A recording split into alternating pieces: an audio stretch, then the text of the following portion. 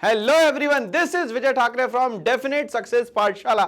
एक ऐसा प्लेटफॉर्म, एक ऐसी पाठशाला जहां पे रिजल्ट ओरिएंटेड वर्क होता है और नॉलेज एनरिचमेंट की दोस्तों यहां पे बात होती है। तो जैसा कि आपको पता है, मेरे क्लास 9th के धुरंधर आ चुके हैं। अब हम लोग यहां पे 80 में से 80 वाली रेस में, जहां हम लोगों को स्कोर करना है किसी भी कंडीशन में 80 में से 80 मार्क्स, तो हम लोगों को पढ़ाई करनी पड़ेगी एकदम बिंदास और एकदम खास। तो हम लोग बात करेंगे आज यहाँ पे पॉलिटिकल साइंस का चैप्टर नंबर 2 जो है, जिसका नाम है कॉन्स्टिट्यूशनल डिजाइन। तो जैसा कि आप जानते हैं, कॉन्स्टिट्यूशन या संविधान का मतलब सीधा सीधा होता है, जिसको हम लोग इजी लैंग्वेज में कहेंगे एक रूल बुक, जिसको सारे ही लोग फॉलो करें। ऐसी टॉप प्रायोरिटी होनी चाहिए कॉन्स्टिट्यूशन की कि सब इस कॉन्स्टिट्यूशन के अंडर आए, सब इसको फॉलो करें। और यहां पे ये सब चीजें पॉसिबल हो सकती है दोस्तों, better form of government which is known as democratic form of government. तो डेमोक्रेसी में सबसे बड़ी ताकत जो है वो कहीं ना कहीं कॉन्स्टिट्यूशन में, हमें जोड़ के रखने का काम जो है वो कॉन्स्टिट्यूशन करता है। और हमारी कंट्री जो है उसका नाम रोशन करने का काम ये कॉन्स्टिट्यूशन करता है। कोई भी हो, किसी भी तरीके का हो, मगर वो हमेशा कॉन्स्टिट्यूशन का यहां पे सम्मान करता है। तो ऐसे कॉन्स्टिट्यूशन को बनाने की तैयारी होती है 9 दिसंबर 1946, 9 दिसंबर 1946। तो जैसा कि आपको पता है, वहां पे बहुत सारे अलग अलग तरीके से इंस्टीट्यूशंस बनते हैं और वो सारे मिलके कहलाते हैं कॉन्स्टिट्यूएंट असेंबली। इसमें बहुत सारे लोगों ने अपनी अपनी राय रखी, बहुत सारे मेंबर्स आए, अलग अलग तरीके से वोटिंग होती है। कुछ चीजें ऐड ऑन करी गई, कुछ चीजें कम पड़ रही थी, तो दूसरी कंट्री से यहां पे सोर्सेस लिए गए और ये सब मिला के हमारे कॉन्स्टिट्यूशन का ओवरऑल डिजाइन बन के तैयार होता है 26 नवंबर 1949 को। और फाइनली कॉन्स्टिट्यूशन को इंप्लीमेंट किया जाता है 26 जनवरी 1950, जिसको कि हम लोग सेलिब्रेट करते हैं दोस्तों एज अ रिपब्लिक डे। तो चलिए शुरुआत करते हैं कि ये जो हमारा कॉन्स्टिट्यूशनल डिजाइन है, क्या ये सिर्फ इंडिया में ऐसा हुआ कि इसकी कहीं ना कहीं कहानी किसी और कंट्री से भी जुड़ी हुई है? तो कहानी की शुरुआत होगी दोस्तों यहां पे अफ्रीका से, अफ्रीका की एक कंट्री जिसका नाम है साउथ अफ्रीका, और वहां से हम लोग इसकी शुरुआत करेंगे। वहां की सबसे फेमस पर्सनालिटी है नेल्सन मंडेला, जिनने कहीं ना कहीं अपार्थाइड सिस्टम जो चल रहा था उसको रिमूव करा वहां से, और फाइनली वहां पे भी डेमोक्रेटिक फॉर्म ऑफ गवर्नमेंट को एस्टैब्लिश किया। तो चलिए आज देखते हैं हम लोग यहाँ पे democratic constitution in South Africa के इंट्रोडक्शन से इस चैप्टर की शुरुआत होती है। This was Nelson Mandela being tried for treason. Tried for treason का मतलब यहाँ होता है दोस्तों, कहीं ना कहीं देश जो चल रहा है, देश में जो भी सिस्टम चल रहा है उसके अगेंस्ट में जाने के कारण कहीं ना कहीं नेल्सन मंडेला को कहा गया कि आप ट्रियाजन में आते हैं, मतलब कि आपने देशद्रोह किया है यहाँ पे by the white south African government. उस समय पे कब्जा चल रहा था यहाँ पे व्हाइट्स का, मतलब कि यहाँ पे दो ग्रुप बन गए, एक तो व्हाइट्स और दूसरा blacks.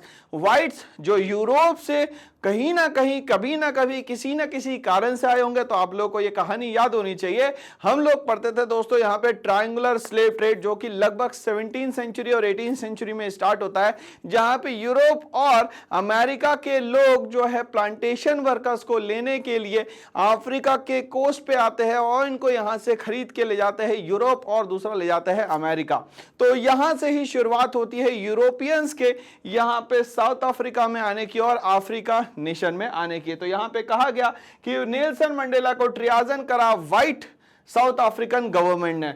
He and 7 other leaders were sentenced to life imprisonment in 1964। तो कहानी है 1964 की, जब इनको और इनके 7 साथियों को साथ में एक साथ कर दिया गया यहाँ पे लाइफ इम्प्रिजनमेंट। मतलब कि यहाँ पे जिंदगी भर इनको कहा गया कि आपको सिर्फ जेल में रहना है। क्यों? क्योंकि आपने देश में जो सरकार चल रही है उसके खिलाफ जाने की कोशिश करी, उसके अगेंस्ट जाने की यहाँ पे बात करी है। For daring to oppose the apartheid regime in his country. अब ये अपार्थाइड रिजाइम क्या होता है भाई? तो कलर के बेसिस पे यहाँ पे जो डिस्क्रिमिनेशन होता है व्हाइट्स और ब्लैक्स के बीच में, इस सिस्टम को कहा जाता है यहाँ पे अपार्थाइड सिस्टम। और इस अपार्थाइड सिस्टम के अगेंस्ट में वॉइस रेज करने के कारण कहीं ना कहीं नेल्सन मंडेला को लाइफ इंप्रिजनमेंट जो है फेस करना पड़ता है आफ्टर 1964।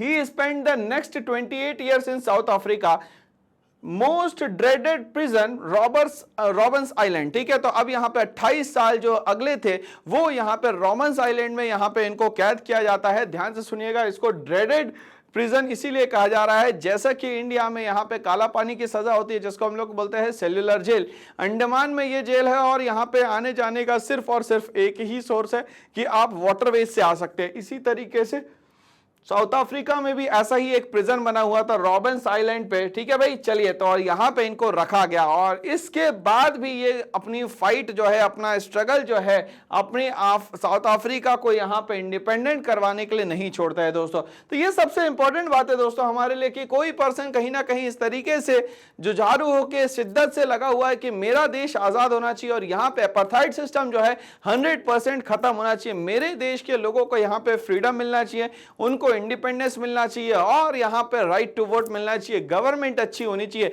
ये सारी डिमांड कहीं ना कहीं नेल्सन मंडेला ने यहां पे रखी होगी व्हाइट्स के सामने। तो चलिए आगे बात करते हैं हम लोग यहां पे रिवोनिया ट्रायल्स की। अब यहां पे रिवोनिया ट्रायल्स मतलब अब बार बार कोर्ट के सामने जाना पड़ेगा आपको और अपनी बातों को बताना पड़ेगा और हो सकता है उनको यहां पे जजमेंट अच्छा भी मिल जाए या जजमेंट बुरा भी मिल जाए, बट वहां व्हाइट्स की गवर्नमेंट हो तो यहां पे जजमेंट उनके फेवर में तो नहीं आने वाला दोस्तों। The Rivonia trial is a trial that took place in apartheid era. अब ये रिवोनिया ट्रायल वो ट्रायल है जब अपार्थाइड सिस्टम चल रहा था तो वहां पे होती थी Rivonia trials. South Africa between 9 October 1963 and 12 June 1964 after a group of anti apartheid activist. ठीक है भाई, तो ये यहां पे ट्रायल्स चलती है 9 अक्टूबर 1963 से लेकर 12 जून 1964 में। यहां पे होता है जो भी यहां पे एंटी अपार्थाइड है, मतलब अपार्थाइड सिस्टम के जो भी अगेंस्ट में है, were arrested in the Liliesleaf farm in the Rivonia. ठीक है, तो ये एक जगह है रिवोनिया जहां पे इनको यहां पे अरेस्ट करके रख लिया जाता था। The farm had been the secret location for meetings of Umkhonto we Sizwe, MK बोलते थे इसको वहां पे। यहां पे जो अफ्रीका में जो लैंग्वेज चलती है उस लैंग्वेज में लिखा हुआ है यहां पे the newly formed armed wing of the African National Congress. यहां पे जो एमके है ये अफ्रीकन नेशनल कांग्रेस की एक मिलिट्री विंग थी दोस्तों, और ये फार्म में छुप के कहीं ना कहीं एंटी अपार्थाइड सिस्टम चलाते थे और अपार्थाइड को कहीं ना कहीं हटाने की यहां पे बात करते थे। ठीक है भाई, तो ये हुआ हमारा रिवोनिया ट्रायल। ठीक है भाई, चलिए अब ये रिवोनिया ट्रायल के बारे में और हम लोग थोड़ा सा डेप्थ में यहां पे एनालाइज करते हैं, क्या था, कैसा था और क्यों हुआ ये सब। चलिए, तो आप जैसा कि देख रहे होंगे यहां पे अंडमान भी कुछ इसी तरीके से है। यहां पे चारों तरफ सिर्फ और सिर्फ क्या है, पानी है, और बीच में यहां पे क्या है भाई, ये यहां पे रॉबिन्स आइलैंड पे एक बनी हुई है दोस्तों यहां पे प्रिजन, जहां पे नेल्सन मंडेला को यहां पे रखा गया था। तो ठीक है भाई, चलिए हम लोग यहां पे देखते हैं रिवोनिया ट्रायल्स में Walter Sisulu and the Denis Goldberg, Govan Mbeki, Ahmed Kathrada, Raymond Mhlaba, Elias Montosli and the Andrew Mangeni treason means the offense of attempting to overthrow the government of one's country or of assisting its enemies in the war Robbins Island। ये सारे के सारे वो लोग हैं जो कि कहीं ना कहीं नेल्सन मंडेला के साथ, जो मैंने कहा था 7 लोग हैं, उन सबको भी लाइफ इंप्रिजनमेंट दिया गया था एंटी अपार्थाइड सिस्टम चलाने के अगेंस्ट में। ये सारे उनके नाम है भाई, इन लोगों को ही यहाँ पे सजा होने वाली है।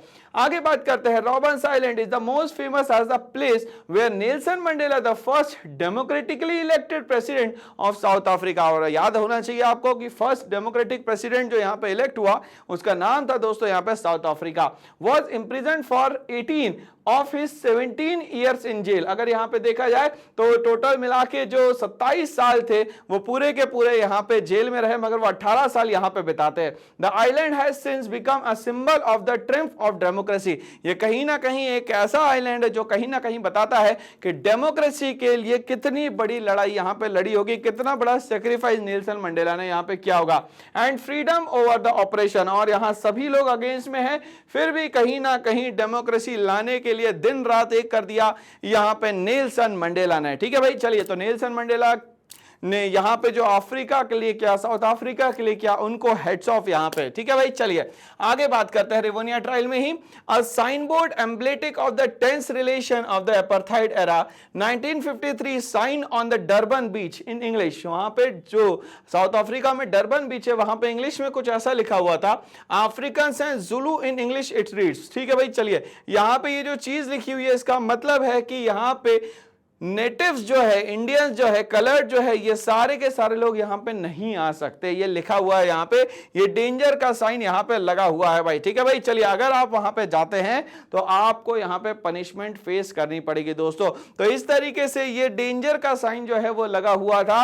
जो भी जगह साउथ अफ्रीका में जो व्हाइट्स रहते थे वो उनके अंडर में आती थी, उस जगह पे यहाँ पे ना तो कोई नेटिव्स जा सकते हैं, ना इंडियन जा सकते हैं, ना यहाँ पे कलर्ड पीपल दोस्तों यहाँ पे जा सकते हैं। मतलब ना तो ब्लैक, ना तो इंडियंस, ना तो कलर्ड पीपल वहां पे जा सकते हैं। ठीक है, if you enter these premises at night you will be listed as missing. अगर मान लेते आप शाम के समय वहां पे चले जाते हो तो आप वहां पे मिसिंग हो जाओगे। मतलब कोई ना कोई आपको वहां पे किडनैप करके आपको यहां पे खत्म कर देगा। Armed guard shoot on site, यहां पे ऑर्डर था उनको कि शूट एट साइट कर देना। अगर कोई यहां पे व्हाइट अफ्रीकन गवर्नमेंट के अंडर जितने भी लोग आते उनके अलावा यहां पे अगर कोई भी जाता है तो savage dogs devour the cops. और यहां पे अगर मान लेते हैं ये लोग अटैक नहीं करेंगे तो यहां पे डॉग्स होते थे इनके सिक्योरिटी में जो इन पे अटैक कर देते हैं।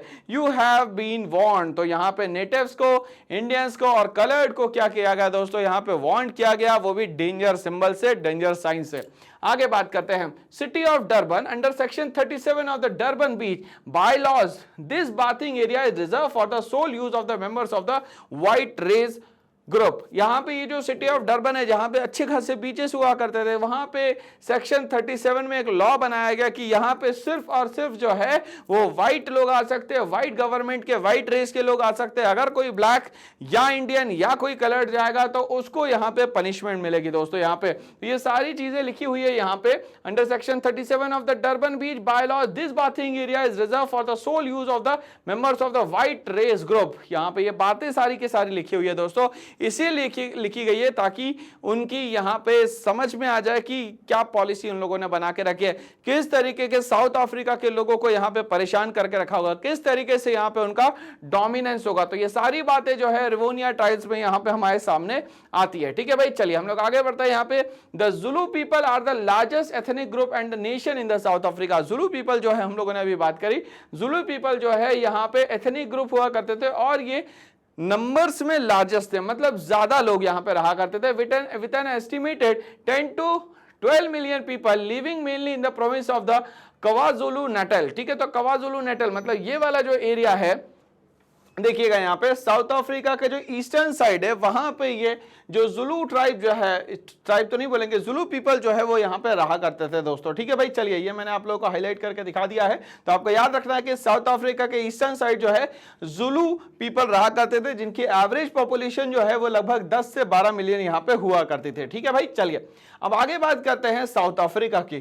From apartheid to the formulation of the constitution. अब एपार्थाइड सिस्टम जो कि कलर बेस पे रहता है, डिस्क्रिमिनेशन किया जाता है ब्लैक्स और व्हाइट्स का, उससे हम लोग कैसे और किस तरीके से दोस्तों यहाँ पे बाहर आते हैं और बनाते हैं हम लोग यहाँ पे एक बेहतर से बेहतर और बेस्ट वाला कॉन्स्टिट्यूशन साउथ अफ्रीका के सिटीजन्स के लिए। The constitution can be defined as the set of rules. तो कॉन्स्टिट्यूशन को सबसे इजी लैंग्वेज में अगर हम लोग समझे तो इसका मतलब होता है set of rules and laws which the citizens and the government have to follow। यहां पे अगर कॉन्स्टिट्यूशन बन गया, लॉज बन गए तो वो सभी को फॉलो करने, इधर इट इज गवर्नमेंट इधर इट्स अ सिटीजन। अगर गवर्नमेंट है तो भी वो फॉलो करेगा, अगर सिटीजन है दोस्तों तो भी उसको यहां पे फॉलो करना यहां पे जरूरी है। It is the supreme law of the country. और यहां पे कॉन्स्टिट्यूशन जो है सबसे सुप्रीम लॉ होता है, इसी के अंडर सारी चीजें आएंगी और इस कॉन्स्टिट्यूशन में सारी बातों को यहां पे लिया जाएगा। कुछ चीजें अगर छूट भी जाती है तो उसको अमेंडमेंट के थ्रू जो है दोस्तों यहां पे ऐड ऑन किया जाएगा। It lays down the rights and the freedoms of the citizen. अब ये कहीं ना कहीं बात हो रही है राइट्स और फ्रीडम किसके, सिटीजन्स की, and the power and the responsibilities of the government. यहां पे कॉन्स्टिट्यूशन में जाहिर सी बात है यहां पे राइट्स दिए जाते हैं, राइट्स दिए जाते हैं ताकि आपको सेफगार्ड किया जा सके। और वो सेफगार्ड कौन करेगा, तो वो करेगा दोस्तों यहां पे कॉन्स्टिट्यूशन। ऐसे राइट्स जो हमें सेफगार्ड करते हैं उस पर्टिकुलर डेमोक्रेटिक टेरिटरी टेरिटरी में या डेमोग्राफिक एरिया में, तो उसको कहा जाता है यहाँ पे फंडामेंटल राइट्स। ठीक है भाई, चलिए, तो ये फंडामेंटल राइट्स के साथ साथ में हम लोग यहाँ पे बात करते हैं फ्रीडम की, और हमें मिलता है दोस्तों यहाँ पे हर तरीके से freedom of the citizens and the power and the responsibility. अब यहाँ पे आपको राइट्स सिटीजंस को मिलेंगे, फ्रीडम मिलेगा यहाँ पे सिटीजंस को, बट साथ ही साथ गवर्नमेंट की रिस्पॉन्सिबिलिटीज जो है वो भी धीरे धीरे दोस्तों यहाँ पे बढ़ जाएगी। ध्यान से समझिएगा इस बात को, मतलब कॉन्स्टिट्यूशन को सिटीजंस भी फॉलो करते हैं, पीपल्स भी फॉलो करते हैं, बट दोनों ही जब इसको फॉलो करते हैं तो सिटीजंस को यहाँ पे राइट और फ्रीडम मिलेगा, और गवर्नमेंट को जो है यहाँ पे पावर्स और दोस्तों यहाँ पे मिलने वाली है रिस्पॉन्सिबिलिटी। ठीक है भाई, तो कॉन्स्टिट्यूशन क्या कहता है ये हमें अब समझ में आ गया है। द पॉलिसी ऑफ एपार्थाइड, किस तरीके से यहाँ पे एपार्थाइड सिस्टम को इंप्लीमेंट किया गया दोस्तों। Apartheid refers to the racial discrimination, colour के बेसिस पे, रेस के बेसिस पे जब डिस्क्रिमिनेशन और भेदभाव होने लग जाए, इसको हम लोग बोलते हैं दोस्तों यहाँ पे apartheid system. On the basis of colour of skin, और इस कलर किसकी बात हो रही है, तो स्किन कलर की। अगर कोई ब्लैक दिख रहा है तो उसको ट्रीट किया जाएगा ब्लैक कम्युनिटी का, और अगर कोई व्हाइट दिख रहा है तो उसको मान लिया जाएगा कि ये यूरोपियन है और ये सुपीरियर है और ये लोग जो है इंफीरियर है। Okay, many Europeans had settled in South Africa, तो बहुत सारे यूरोपियन जो है वो सेटल हो जाते हैं कहां पे, साउथ अफ्रीका में। कैसे, during the 17th and the 18th century. मैंने आपको अभी कहानी सुनाई थी यहाँ पे ट्रायंगुलर स्लेव ट्रेड की। क्यों, क्योंकि वहां पे खेती के लिए लेबर जब नहीं मिल रहे थे तो बॉर्डियक्स और नेंटस से फ्रांस के लोग जाते थे यहाँ पे कोस्टल एरियाज में अफ्रीका के, और यहां से लोगों को शेकल्ड करके 3 मंथ के लॉन्ग वॉयज में लेके आते थे कैरिबियन कंट्रीज में, और वहां से जैसी भी जरूरत पड़ती थी लोगों को, प्लांटेशन वर्कर्स को एक जगह से दूसरी जगह यहां पे सप्लाई किया जाता था। तो यहां पे साउथ अफ्रीका में आने का काम कहीं ना कहीं ट्रेड किया गया, और ट्रेड के कारण ये 17th और 18th सेंचुरी में धीरे धीरे करके सेटल्ड हो जाते हैं। These white Europeans began to rule the country, धीरे धीरे करके जितने भी व्हाइट यूरोपियंस थे वो रूल करना शुरू कर देते हैं कंट्री पे। They followed the policy of apartheid, और यहाँ पे वो लेके आते हैं पॉलिसी apartheid की, in which the natives called blacks, वहां पे जो रहने वाले लोग हैं उनको कहा जाता था blacks, या तो उनको कहा जाता था यहाँ पे colored। तो उस एरिया को बिलोंग करने वाले लोग जो है उनको नाम दिया गया दोस्तों यहाँ पे blacks या तो colored। colored में इंडियंस भी आ सकते हैं दोस्तों, ये बात हमारी याद रखिएगा एग्जाम तक है। ठीक है, चलिए, people of mix races and Indians were treated as inferior. अगर कोई मिक्स रेस का है या तो वो यहाँ पे इंडियन है तो उसको यहाँ पे इंफीरियर माना जाएगा। मतलब नेटिव्स और इंफीरियर्स जो थे वो पॉपुलेशन में ज्यादा थे, बट इन पे कमांड जो था वो करने वाले थे सिर्फ और सिर्फ व्हाइट्स। तो इस तरीके से समझ में आता है कि 17th और 18th सेंचुरी में एंट्री होती है यूरोपियंस की। आए तो होंगे वो सिर्फ और सिर्फ यहाँ पे ट्रेड कर रहे हैं, बट धीरे धीरे करके वो यहाँ पे एडमिनिस्ट्रेशन में, पॉलिटिकल सिस्टम में और इकोनॉमिकल सिस्टम, तीनों पे यहाँ पे अपनी पावर को शो करते हो, और पूरी तरीके से यहाँ पे ब्लैक्स को या तो कलर्ड को, हम लोग बात करें यहाँ पे इंडियंस को या मिक्स्ड रेसेस को, मान लेते हैं कुल मिला के यहाँ पे इंफीरियर्स, मतलब they are superiors and we are inferiors. Okay, the policy of apartheid में हम लोग आगे बढ़ते हैं। The black and the coloured people could not live in the areas inhabited by the whites. अब यहाँ पे जो ब्लैक्स हैं और जो कलर्ड पीपल है वो व्हाइट वाले एरिया में नहीं रह सकते। मतलब जहां पे यूरोपियंस रह रहे हैं उस जगह पे किसी भी तरीके से ब्लैक जो है नहीं रह सकता, किसी भी काम के लिए वो उस एरिया में नहीं जा सकता। मतलब वो सारा एरिया जो है वो रेस्ट्रिक्टेड एरिया होगा। क्या होगा दोस्तों, रेस्ट्रिक्टेड एरिया होगा। They could work in these areas only if they had a permit to work in the white areas। अब यहाँ पे वो सिर्फ इस जगह पे एक कारण से जा सकते हैं कि यहाँ पे अगर कोई काम है तो, बट काम भी तब कर सकते हो जब यहाँ पे व्हाइट जो है परमिशन दे दें आपको किसी भी काम की। बात करेंगे अगर हम लोग यहाँ पे पब्लिक फैसिलिटीज की, जैसे कि swimming pool, library, cinema hall, beaches and colleges were all separate for the white. तो जितने भी व्हाइट्स हुआ करते थे, जितनी भी पब्लिक फैसिलिटीज है, for example swimming pool, for example library, cinema hall, beaches, ये सारी चीजें जो है सेपरेटेड है। क्या है, सेपरेटेड। किसके बीच में sir, whites and the blacks, called the segregation. इस तरीके से पब्लिक फैसिलिटीज को जब हम लोग अलग अलग करके देखते हैं, इसको कहा जाता है सेग्रीगेशन। कहना मतलब इजी लैंग्वेज में अगर हम लोग बोले तो इसको बोलते हैं बंटवारा कर देना। सफेद और यहाँ पे जो डार्क पीपल है उनके बीच में, जो डार्क पीपल है उनके लिए स्विमिंग पूल अलग होगा, उनके लिए लाइब्रेरी, सिनेमा हॉल, ये सब अलग होंगे। और जो व्हाइट पीपल है, जो कि सुपीरियर रेस मान रहे हैं अपने आप को, इन सब के लिए ये सारी फैसिलिटीज जो हैं दोस्तों वो यहाँ पे अलग होंगे। इस तरीके से समझ में आया कि सेग्रीगेशन हमें क्या होता है, ये समझ में आया कि सर एपार्थाइड सिस्टम क्या होता है यहाँ पे, और ये भी समझ में आ गया कि नेटिव्स के साथ कितना बुरा बर्ताव यहाँ पे किया जा रहा था। The colored and the black could not even enter into churches। अब यहाँ पे colored और जो blacks थे उन लोगों को ये परमिशन भी नहीं थी कि जहाँ पे जिस जगह पे whites चर्च पे जाते थे वर्शिप करने, उस जगह पे ये ब्लैक्स या कलर्ड पीपल यहाँ पे जा सके, विच वर रिजर्व फॉर द वाइट्स। अब यहाँ पे समझ में आ गया कि जो भगवान का स्थान है, मतलब कि यहाँ पे हम लोग बात कर रहे हैं चर्च की, वहां पे भी रिजर्वेशन है सिर्फ और सिर्फ वाइट्स का, ब्लैक्स वहां पे नहीं जा सकते। Non whites also did not have the right to vote, और नॉन वाइट्स को यहाँ पे किसी भी तरीके से वोटिंग राइट नहीं दिया गया था, मतलब कि कहीं ना कहीं उनको इंफीरियर या तो हम लोग मान सकते हैं कि सोसाइटी का डाउन ट्रोडन पार्ट थे, मतलब कि वो लोग मेन सोसाइटी का पार्ट ही नहीं माने जाते थे। The blacks and the Indians began to raise their voice against the oppressive apartheid policy. अब यहाँ धीरे धीरे करके जो नेटिव्स रहा करते थे, जिसमें हम लोगों ने ब्लैक्स और कलर्ड को लिया, ब्लैक्स और इंडियंस यूनाइट होते हैं और कहीं ना कहीं इस एपार्थाइड सिस्टम के अगेंस्ट में वॉइस रेज करना यहाँ पे शुरू करते हैं।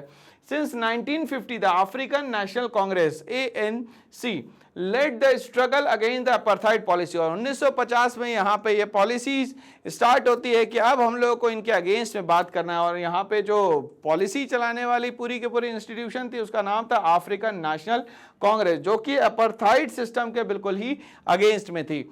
Many whites who opposed the policy of apartheid also joined this organization। सबसे अच्छी बात यह थी कि यहाँ पे इस अफ्रीकन नेशनल कांग्रेस में, जो कि अपार्थाइड सिस्टम के अगेंस्ट में, कुछ वाइट्स भी जो थे वो इनके साथ थे, क्योंकि वो सही चीज़ों को जानते थे कि यहाँ पे जो लोग रह रहे हैं उनकी ये कंट्री, और उनके साथ किसी भी तरीके से बैड बिहेवियर नहीं होना चाहिए और गलत नहीं होना चाहिए। इसीलिए कुछ वाइट्स भी जो है किसके साथ जुड़ जाते हैं यहाँ पे, ब्लैक्स पीपल के साथ, and protested against the policies of the white government. और ये लोग कंटिन्यूसली प्रोटेस्ट करने लग जाते हैं वाइट गवर्नमेंट की जो भी पॉलिसीज है।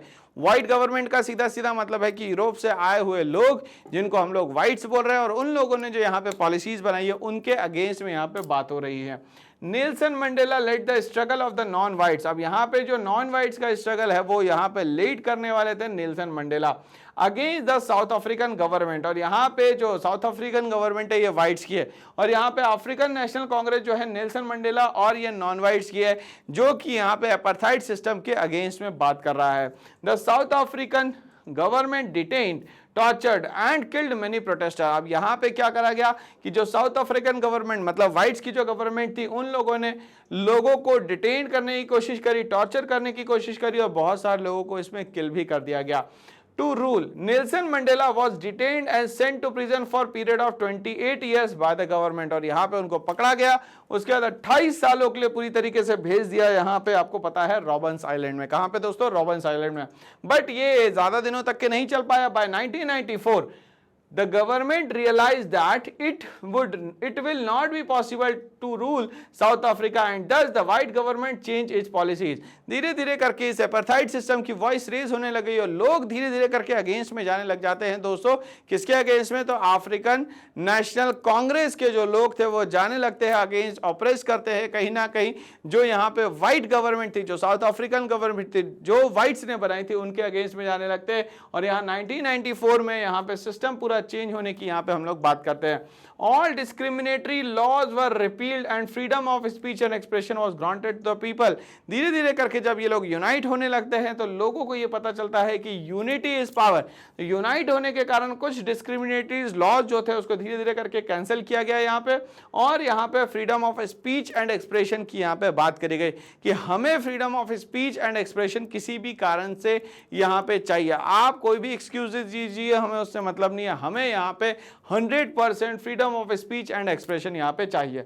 Nelson Mandela was liberated from prison. अब यहाँ पे उनकी सजा खत्म होती है और नेल्सन मंडेला को बाहर निकाला जाता है प्रिजन से, and he became the president of South Africa. और आगे चल के नेल्सन मंडेला जो है वो बनते हैं दोस्तों यहाँ पे प्रेसिडेंट ऑफ साउथ अफ्रीका। ठीक है भाई, तो ये सफर 28 साल की कठिन कारावास के बाद का है, कठिन जेल के बाद का है, और ये बनते हैं पहले प्रेसिडेंट जो कि डेमोक्रेटिकली क्या होंगे दोस्तों, इलेक्टेड होंगे। ठीक है भाई, चलिए अगर नेल्सन मंडेला की अगर हम लोग बात करते हैं तो इनका नाम नेल्सन मंडेला तो नहीं था दोस्तों, और ये कहां के थे, इनके फादर का नाम क्या था, ये सब हम लोग यहाँ पे इंफॉर्मेशन इकट्ठा करते हैं। ठीक है भाई, चलिए Rohil Halalya Mandela was born into the Madiba clan in the village of the Mavizo in the Eastern Cape on 18 जुलाई 1918। 1918 में इनका बर्थ होता है और इनका नाम जो है वो रोहिल हलाल्या और मंडेला था। ठीक है, नेल्सन मंडेला नहीं था दोस्तों। ठीक है भाई, चलिए his mother was Nonqaphi Nosekeni and his father was नसोकी मफा कन यस्वा। ठीक है भाई, चलिए ये थोड़ा सा अफ्रीकन नेम है तो थोड़ा सा प्रोनाउंसिएशन में आपको दिक्कत आ सकती है, बट ये इनके फादर का नाम और ये इनकी मदर का नाम था। ठीक है भाई, चलिए principal counsellor to the acting king of the Thimphu people. ठीक है, वहां पे थिम्पू पीपल जो रहते थे उनके ये प्रिंसिपल काउंसलर हुआ करते थे। ठीक है भाई, चलिए इन 1930 when he was 12 years old, जब नेल्सन मंडेला सिर्फ 12 साल के थे महज, हिज फादर्स डाइड, इनके जो फादर है उनकी डेथ हो जाती है, and the young Rolihlahla became a ward of the Jogintaba at the great place in the Mqhekezweni. ठीक है भाई, ये जगह के नाम है, और यहाँ पे ये 12 साल में इनके फादर जो है, इनके फादर का हाथ हट जाता है नेल्सन मंडेला से। अब Nelson Mandela became the Nations first black president. आपको ये बात पता होना चाहिए कि उस साउथ अफ्रीकन गवर्नमेंट, मतलब जो व्हाइट से बनाई थी, पहली बार यहाँ पे फर्स्ट ब्लैक प्रेसिडेंट बनता है जिसका नाम था Nelson Mandela. Is considered the father of modern south Africa, और उनको कंसिडर किया जाता है father of modern south Africa. He was instrumental in tearing down the oppressive government and installing democracy। और कहीं ना कहीं जितनी भी ऑपरेसिव पॉलिसीज यहाँ पे अफ्रीकन गवर्नमेंट ने, साउथ अफ्रीकन गवर्नमेंट ने, जो कि व्हाइट्स थे, उनने बनाई थी, वो सारी पॉलिसीज को वहां सरेंडर करना पड़ा एक समय पे, और फाइनली वहां पे इंस्टॉल होती है दोस्तों क्या, डेमोक्रेसी। ठीक है भाई, चलिए Mandela received the Nobel Peace Prize in 1993, और ये सारे स्ट्रगल के लिए उनको आगे चल के मिलता है दोस्तों यहाँ पे नोबेल पीस प्राइज, जो कि मिलता है दोस्तों यहाँ पे 1993 में, for peacefully destroying the apartheid regime. और यहाँ पे वो पीसफुली बिना किसी हथियार के वो यहाँ पे अपने देश को पूरी तरीके से आजाद करते हैं और डेमोक्रेसी वहां पे एस्टैब्लिश करते हैं। इसके लिए इनको मिलता है नोबेल पीस प्राइज 1993 में।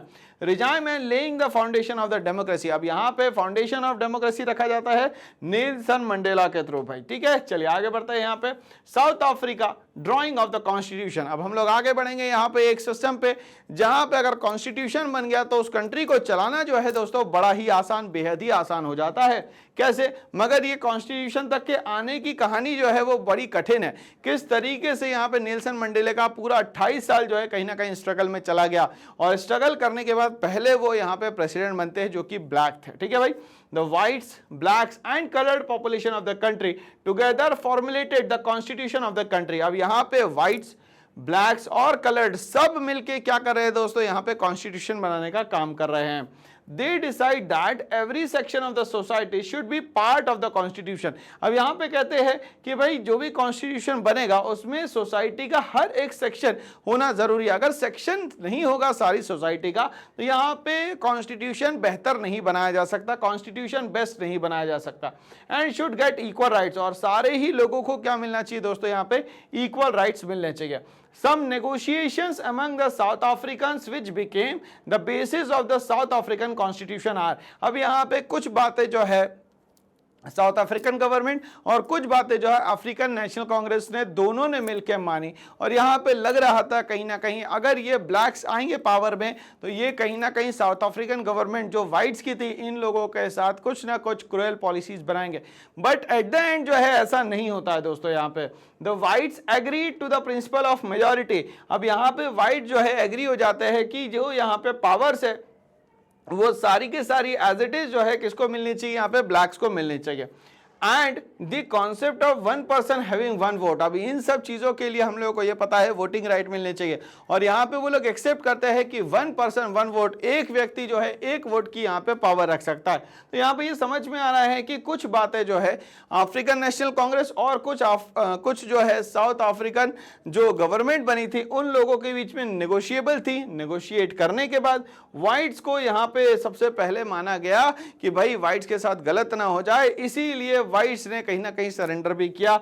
और प्रिंसिपल ऑफ मेजॉरिटी पे हम लोग देखें अगर बात करें तो यहाँ पे सारे ही लोगों के पास 1 पर्सन 1 वोट की पावर है, जो कि एक बहुत बड़ी पावर मानी जाती है। तो कॉन्स्टिट्यूशन में वोटिंग राइट की इंपॉर्टेंस जो है दोस्तों सबसे ज्यादा होती है। तो यहां हम बात करेंगे अब कि लोगों को यहां पे हम लोगों ने 1 पर्सन 1 वोट तो दे दिया। अब आगे हम लोग बात करेंगे अगर कॉन्स्टिट्यूशन बनता है तो वहां पे क्या क्या चेंजेस हम लोगों को देखने को मिलेंगे। यहां पे साउथ अफ्रीका के जितने भी सिटीजन्स हैं उनके लिए the blacks agreed that the majority rule would not be absolute. अब यहां पे ब्लैक एग्री करते हैं कि मेजॉरिटी रूल जो है वो एब्सोल्यूट नहीं होगा। मतलब कि अगर मान लेते हैं ब्लैक पावर में भी आ जाते हैं तो किसी भी तरीके से इंडियंस को या नेटिव्स को या तो यहां पे व्हाइट पीपल को कभी भी ये माइनॉरिटी नहीं मानेंगे, कभी भी ये इनको सप्रेस नहीं करेंगे। अपार्थाइड सिस्टम को दोबारा यहां पे दोहराया नहीं जाएगा अगर ब्लैक्स यहां पे मेजॉरिटी में आ भी जाते हैं तो भी। And the rights of the minority will not be taken away. Rights जो है माइनॉरिटी के हमेशा एज इट इज रहने वाले हैं दोस्तों। कुछ भी हो जाए, ब्लैक की गवर्नमेंट बन जाए, ब्लैक्स की मेजॉरिटी हो जाए, तो भी माइनॉरिटी को यहां पे इक्वली दोस्तों यहां पे ट्रीट किया जाएगा। पहला पॉइंट क्या बोला कि 1 पर्सन 1 वोट की स्ट्रैटेजी रखेंगे। दूसरा पॉइंट ये रखा गया कि मेजॉरिटी और माइनॉरिटी को हमेशा इक्वल स्टेटस दोस्तों यहां पे दिया जाएगा। The constitution further defined the way the government was to be elected and its function. यहां कॉन्स्टिट्यूशन बताता है कि गवर्नमेंट कैसी होगी, मतलब डेमोक्रेटिक फॉर्म ऑफ गवर्नमेंट होगी और यहां पे प्रॉपरली इलेक्शन जो है सिस्टमैटिक वे में यहां पे सिस्टम से ही यहां पे चलेगा, बिना किसी प्रेशर के, बिना किसी यहां पे जैसे हम लोग सुनते हैं कहीं कहीं पे कि ट्रांसपेरेंसी नहीं होती गवर्नमेंट में। कभी कभी हम लोग ये सुनते हैं कि मसल पावर या कहीं कहीं पे हम लोग सुनते हैं तो कि मनी पावर का इस्तेमाल किया जाता है। The rights and the freedom of the citizens were laid down। अब यहाँ पे राइट्स और फ्रीडम जो है सिटीजन्स के वो क्या करे जाएंगे, यहाँ पे पूरी तरीके से इंप्लीमेंट किए जाएंगे। तो यहां पे हम लोगों को ये जो ड्राइंग ऑफ द कॉन्स्टिट्यूशन है यहां पे हम लोग 4 स्टेप पे पहुंच गए, जिसमें हम लोगों ने सबसे पहली बात करी दोस्तों यहां पे राइट टू वोट की, 1 पर्सन 1 वोट की। दूसरी बात करी हम लोगों ने यहां पे अगर एब्सोल्यूट मेजॉरिटी ब्लैक्स की भी आ जाती है तो भी यहां पे व्हाइट्स अगर होंगे या इंडियंस होंगे या XYZ कोई भी होगा उसको हमेशा इक्वली ट्रीट किया जाएगा, किसी भी तरीके से यहां पे उसको सप्रेस नहीं किया जाएगा। तीसरी इंपॉर्टेंट बात ये यहां पे कही गई कि जो भी गवर्नमेंट होगी ये हमेशा फॉर्म में होगी, मतलब डेमोक्रेटिक फॉर्म ऑफ गवर्नमेंट होगी। Last but not the least यहां पे कहा गया कि राइट्स ऑफ फ्रीडम जो है सिटीजन्स के सबसे इंपॉर्टेंट होंगे और कहीं ना कहीं कॉन्स्टिट्यूशन राइट और फ्रीडम के लिए ही मेनली जाना जाता है दोस्तों। ठीक है भाई, चलिए आगे बढ़ते हैं। इसी के साथ नेसेसिटी ऑफ द कॉन्स्टिट्यूशन की अगर हम लोग बात करें यहां पे तो क्या क्या जरूरतें हैं कॉन्स्टिट्यूशन में, क्या क्या जरूरी चीजें हैं कॉन्स्टिट्यूशन में जिसके बिना यहां पे कोई भी प्रोसेस नहीं हो सकती। तो चलिए हम लोग देखते हैं भाई। A constitution is necessary because of the following reasons। Constitution क्यों जरूरी है, क्यों नीड है वो हमारी, ये हम लोग समझते हैं। It is an important law of the land. और यहां पे ये बोल रहा है कि जमीन पे अगर देखा जाए तो सबसे इंपॉर्टेंट लॉ बनाने वाला जो पूरा सिस्टम है जिसको हम लोग कॉन्स्टिट्यूशन कहते हैं वो बहुत ज्यादा जरूरी है, जिसके बिना यहाँ पे सर्वाइवल ही डिफिकल्ट है दोस्तों। It determines the relationship of the citizens with the government. और ये कहीं ना कहीं बताता है कि कैसा रिलेशनशिप होगा सिटीजन्स और गवर्नमेंट के बीच में, ये कॉन्स्टिट्यूशन हमें बताने का काम करता है। It lays down principles and guidelines which are required for the people belonging to different ethnic and religious groups to live in the harmony. ये कहीं ना कहीं एक ऐसे प्रिंसिपल पे काम करता है दोस्तों जहां पे कुछ प्रिंसिपल्स और कुछ गाइडलाइंस को मिला के यहां पे क्रिएट किया जाता है डिफरेंट एथनिक और रिलीजियस ग्रुप के लिए एक ऐसा सिस्टम जहां पे वो हार्मनी और पीस के साथ बहुत अच्छे से रह पाए। अगर हार्मनी और पीस नहीं होगा तो इस कॉन्स्टिट्यूशन का कोई मतलब यहां पे नहीं रह जाता। तो कॉन्स्टिट्यूशन में मेनली हमें हार्मनी और पीस क्रिएट करना है, क्योंकि यहां पे डिफरेंट एथनिसिटी होती है और डिफरेंट यहां पे रिलीजियस ग्रुप्स होते हैं दोस्तों। तो चलिए हम लोग आगे बढ़ते हैं। और it specifies on how the government would be elected. यहां पे ये क्लियर होता है कि गवर्नमेंट को किस तरीके से यहां पे इलेक्ट किया जाएगा। क्या ये डायरेक्ट इलेक्शन होंगे, क्या ये यहां पे इनडायरेक्ट इलेक्शन होंगे, तो कैसी फॉर्म ऑफ इलेक्शन होने वाली है ये भी यहां पे क्लियर किया जाता है। And who will have the power. तो यहां पे गवर्नमेंट अगर बन भी जाती है तो पावर किसके पास जाएगी।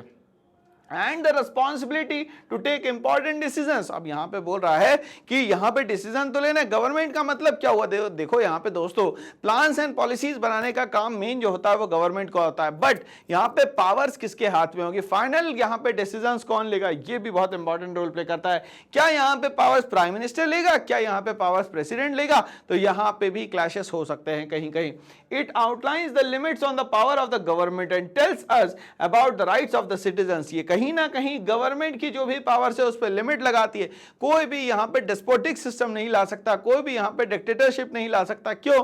क्योंकि सारी पावर्स किसी एक के हाथ में नहीं है। पावर का पर्टिकुलरली जो है वहां पे डिवीजन किया गया है। फेडरल सिस्टम है हमारे यहाँ, इसीलिए पावर किसी एक के हाथ में होगी नहीं, तो डिक्टेटरशिप तक की कहानी तो नहीं पहुंचती। And tells us about the rights of the citizens. और कहीं ना कहीं हम लोग बात करते हैं दोस्तों यहाँ पे राइट्स ऑफ द सिटीजंस की। तो चलिए हम लोग यहाँ पे समझते हैं कि साउथ अफ्रीका का जो कॉन्स्टिट्यूशन है उसमें प्रियम्बल कैसा था, उसका इंडेक्स कैसा था, इसको समझने की हम लोग कोशिश करते हैं। It expresses the aspiration of the people about creating a good society. हमेशा कॉन्स्टिट्यूशन की सबसे बड़ी जरूरत जो रहती है, एक ऐसी सोसाइटी बनाना, एक ऐसा सिस्टम बनाना जहां पे लोग जो है वो बहुत अच्छे से, आराम से और सुकून से रह सके। ठीक है भाई, चलिए देखते हैं हम लोग। We the people of South Africa recognise the injustice of our past. तो यहां पे पहली बात करी गई कि हमारे साथ जो भी पास्ट में इनजस्टिसेस हुए हैं, honour those who suffered for justice. अब यहाँ पे उनकी रेस्पेक्ट की जाती है जिनने भी हमारे लिए लड़ाई लड़ी, जस्टिस के लिए लड़ाई लड़ी, फ्रीडम इन अवर लैंड, और हमें फाइनली फ्रीडम दिलवाई, फाइनली हमें आज़ादी दिलवाई। Respect those who have work to build and develop our country. हम लोग उन सब की इज्जत करते हैं, उन सबको यहाँ पे हर तरीके से सलाम करते हैं जिनने हमारी कंट्री को यहाँ पे बिल्ड करने में अपने बहुत बड़े सेक्रीफाइसेस करे।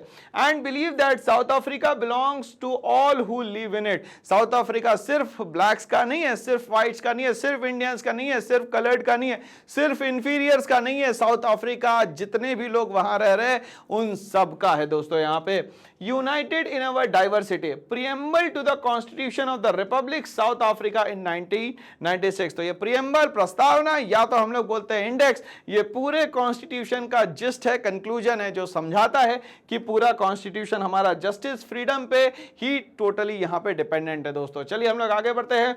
Making of the constitution of India. आप कहीं ना कहीं बात आगे बढ़ती है और इंडियन कॉन्स्टिट्यूशन की तरफ हम लोग यहां पे बढ़ते हैं। It was not easy for the framers of our constitution. हमारे यहां भी प्रॉब्लम क्या है भाई? डाइवर्सिटी बहुत सारी है दोस्तों।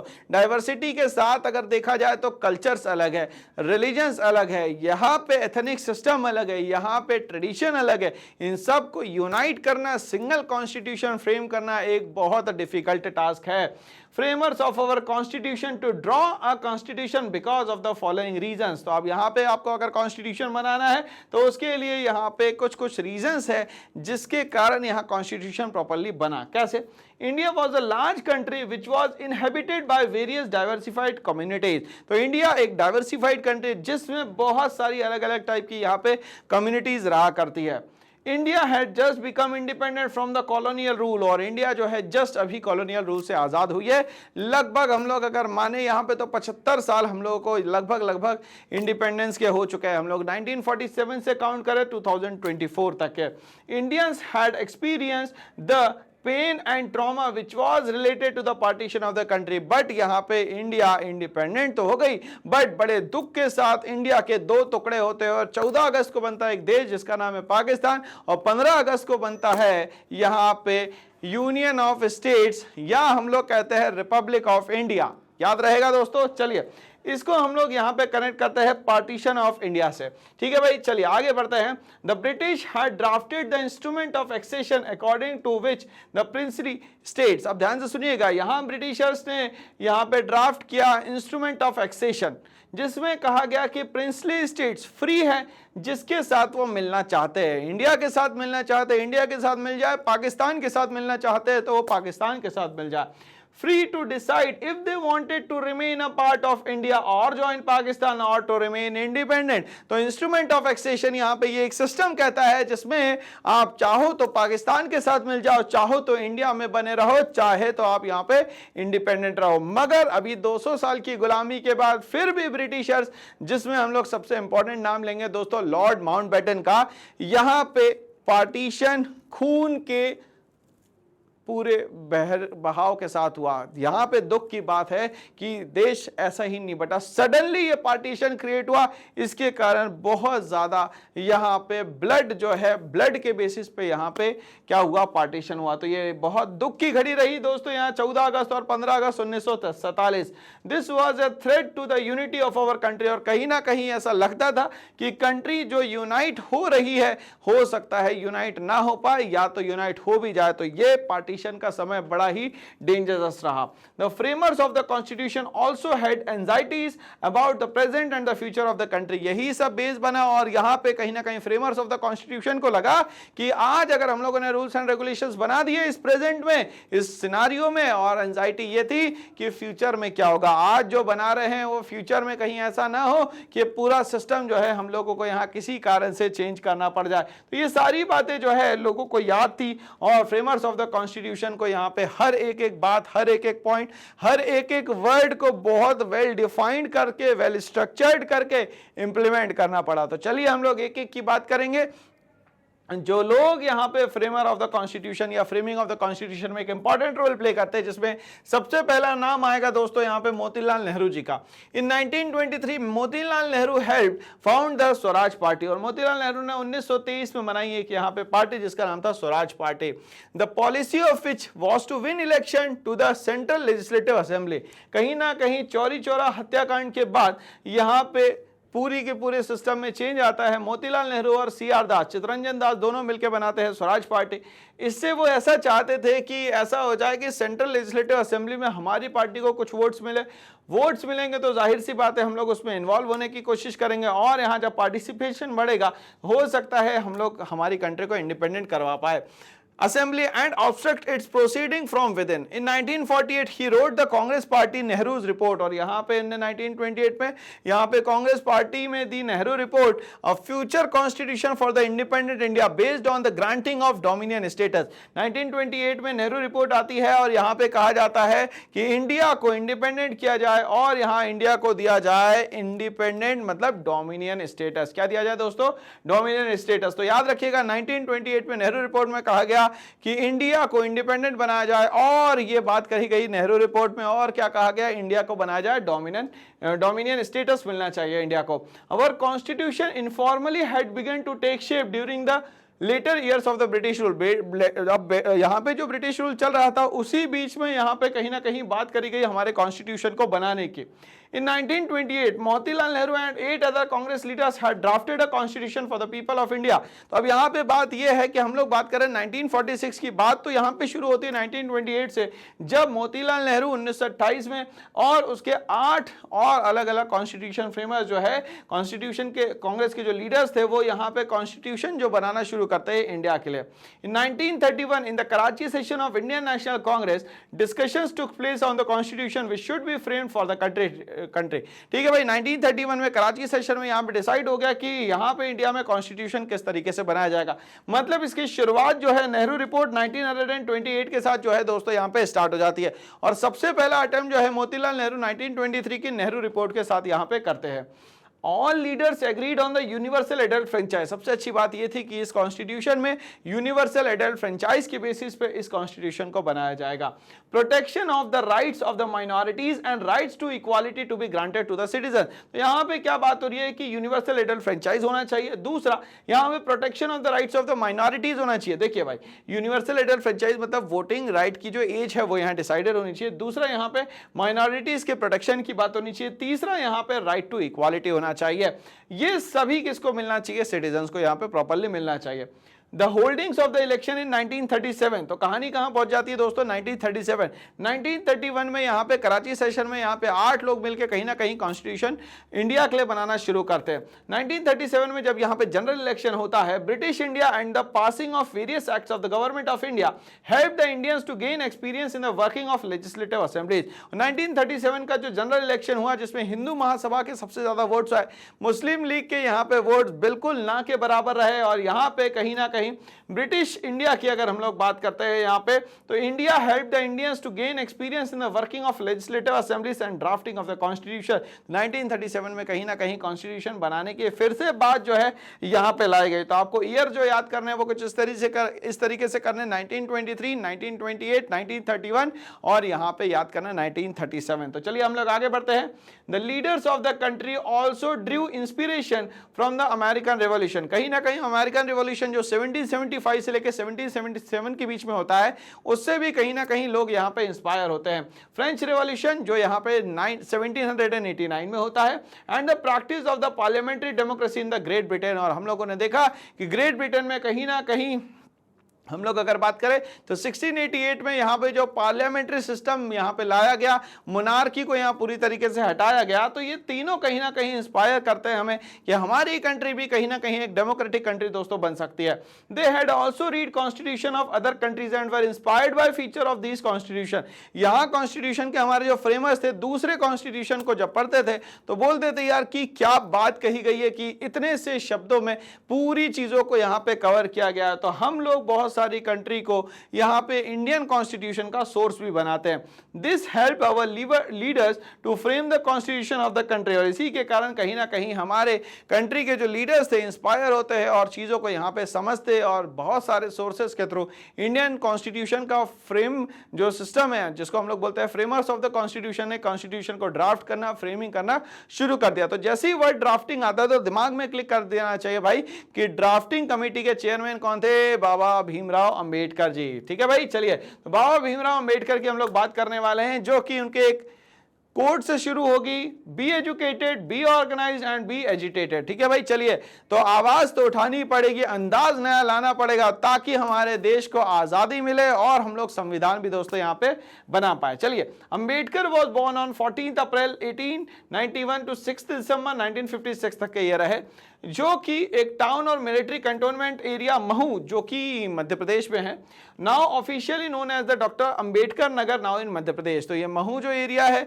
महू में इनका जन्म होता है और मिलिट्री कंटोनमेंट एरिया है, वहां पे इनका जन्म होता है। 6 दिसंबर 1956 को ये इस दुनिया में नहीं रहे और ये 1891 में इनका बर्थ होता है। After independence he became the chairman of the drafting committee of the Indian constitution. आपको ये याद रखना है कि ये ड्राफ्टिंग कमिटी के क्या बनते हैं दोस्तों? चेयरमैन बनते हैं। After India's independence he was the first minister of law. इतना पढ़ा लिखा इंसान अगर लॉ मिनिस्टर बनेगा तो बहुत ही बेहतर से बेहतर यहां कॉन्स्टिट्यूशन बनेगा। Minister of law and justice and to is considered to be architect of the constitution of India. और कहीं ना कहीं कहा जाता है कि जो इंडियन कॉन्स्टिट्यूशन है उसके आर्किटेक्ट जो है डॉक्टर भीमराव अंबेडकर जी है।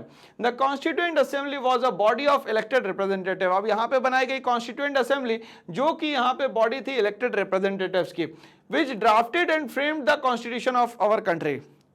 अब यहां पे बोलता है कॉन्स्टिट्यूशन को ड्राफ्ट किया गया और फ्रेम करा गया यहां पे हमारी कंट्री के लिए।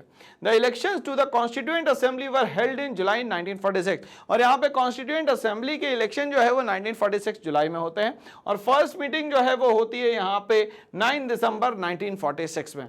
The constituent assembly adopted the constitution on 26 नवंबर 1949। इस तरीके से पूरा अगर हम लोग देखें तो 2 साल 11 महीने 18 दिन के अंदर पूरा कॉन्स्टिट्यूशन बन के दोस्तों हमारा यहाँ पे तैयार हो जाता है। ठीक है भाई, चलिए और इफेक्ट में आता है 26 जनवरी 1950 को और वी सेलिब्रेट 26 जनवरी आज रिपब्लिक डे एवरी ईयर। और यहाँ पे हम लोग याद रखेंगे भाई कि 26 जनवरी को हम लोग क्या मनाते हैं दोस्तों? यहाँ पे रिपब्लिक डे को यहाँ पे सेलिब्रेट किया जाता है। तो भाई यहाँ पे हमें क्लियर हो गया 2 साल 11 महीने 18 दिन में हमारा पूरा कॉन्स्टिट्यूशन बन के तैयार हो जाता है और 26 जनवरी 1950 से हमारा कॉन्स्टिट्यूशन जो है ग्राउंड लेवल पे इफेक्ट में यहाँ पे आ जाता है। ठीक है भाई, चलिए और इसका बहुत बड़ा श्रेय जो है हमारे यहाँ के फर्स्ट लॉ मिनिस्टर या ड्राफ्टिंग कमेटी के जो चेयरमैन थे डॉक्टर भीमराव अंबेडकर को यहाँ पे जाता है दोस्तों। ठीक है भाई, चलिए आगे बात करते हैं हम लोग। Why should we accept a constitution framed 50 years ago. अब आज से 50 साल पहले कॉन्स्टिट्यूशन बनाया गया था, वहां के लोगों की सोच और आज के लोगों की सोच में अंतर तो होना चाहिए, मगर हम लोगों ने यहाँ पे अमेंडमेंट का प्रावधान रखा। बेसिक स्ट्रक्चर को किसी भी तरीके से यहाँ चेंज नहीं किया जाएगा, बट वहां पे जो बेसिक स्ट्रक्चर में जो चीजें ऐड ऑन करनी है वो यहाँ पे आसानी से हो सकता है। ठीक है भाई, चलिए आसानी से तो नहीं होता है दोस्तों, मगर यहाँ पे प्रोविजन है कि यहाँ पे चीजें ऐड ऑन की जा सकती है। Our constitution has granted basic rights and freedom to all citizen. सबसे पहली बात हमारी कॉन्स्टिट्यूशन की ये स्पेशलिटी है कि यहाँ पे बेसिक राइट्स और यहाँ पे फ्रीडम दिया जाता है हर एक लेवल पे हर एक सिटीजन को। दोस्तों any kinds of discrimination are illegal. अच्छी बात यह है कि किसी भी तरीके का डिस्क्रिमिनेशन जो है वो यहाँ पे पनिशेबल क्राइम माना जाता है। Illegal and minority communities are given protection from any kind of the discrimination. अब यहाँ पे माइनॉरिटी के साथ अगर किसी तरीके का कोई भी डिस्क्रिमिनेशन करता है तो उसको यहाँ पे पनिशेबल माना जाएगा। यहाँ पे उसके लिए लॉ काफी स्ट्रिक्ट है दोस्तों। किसके अगेंस्ट में? अगर माइनॉरिटी के साथ कुछ गलत होता है या किसी भी तरीके से डिस्क्रिमिनेशन होता है, race, caste, colour, creed, religion, caste, ये सबको लेके अगर किसी तरीके से भी डिस्क्रिमिनेशन होता है तो ये सारे डिस्क्रिमिनेशन जो है पनिशेबल माने जाते हैं अकॉर्डिंग टू द गवर्नमेंट। ठीक है, this is the reason why until now no group or political party has questioned the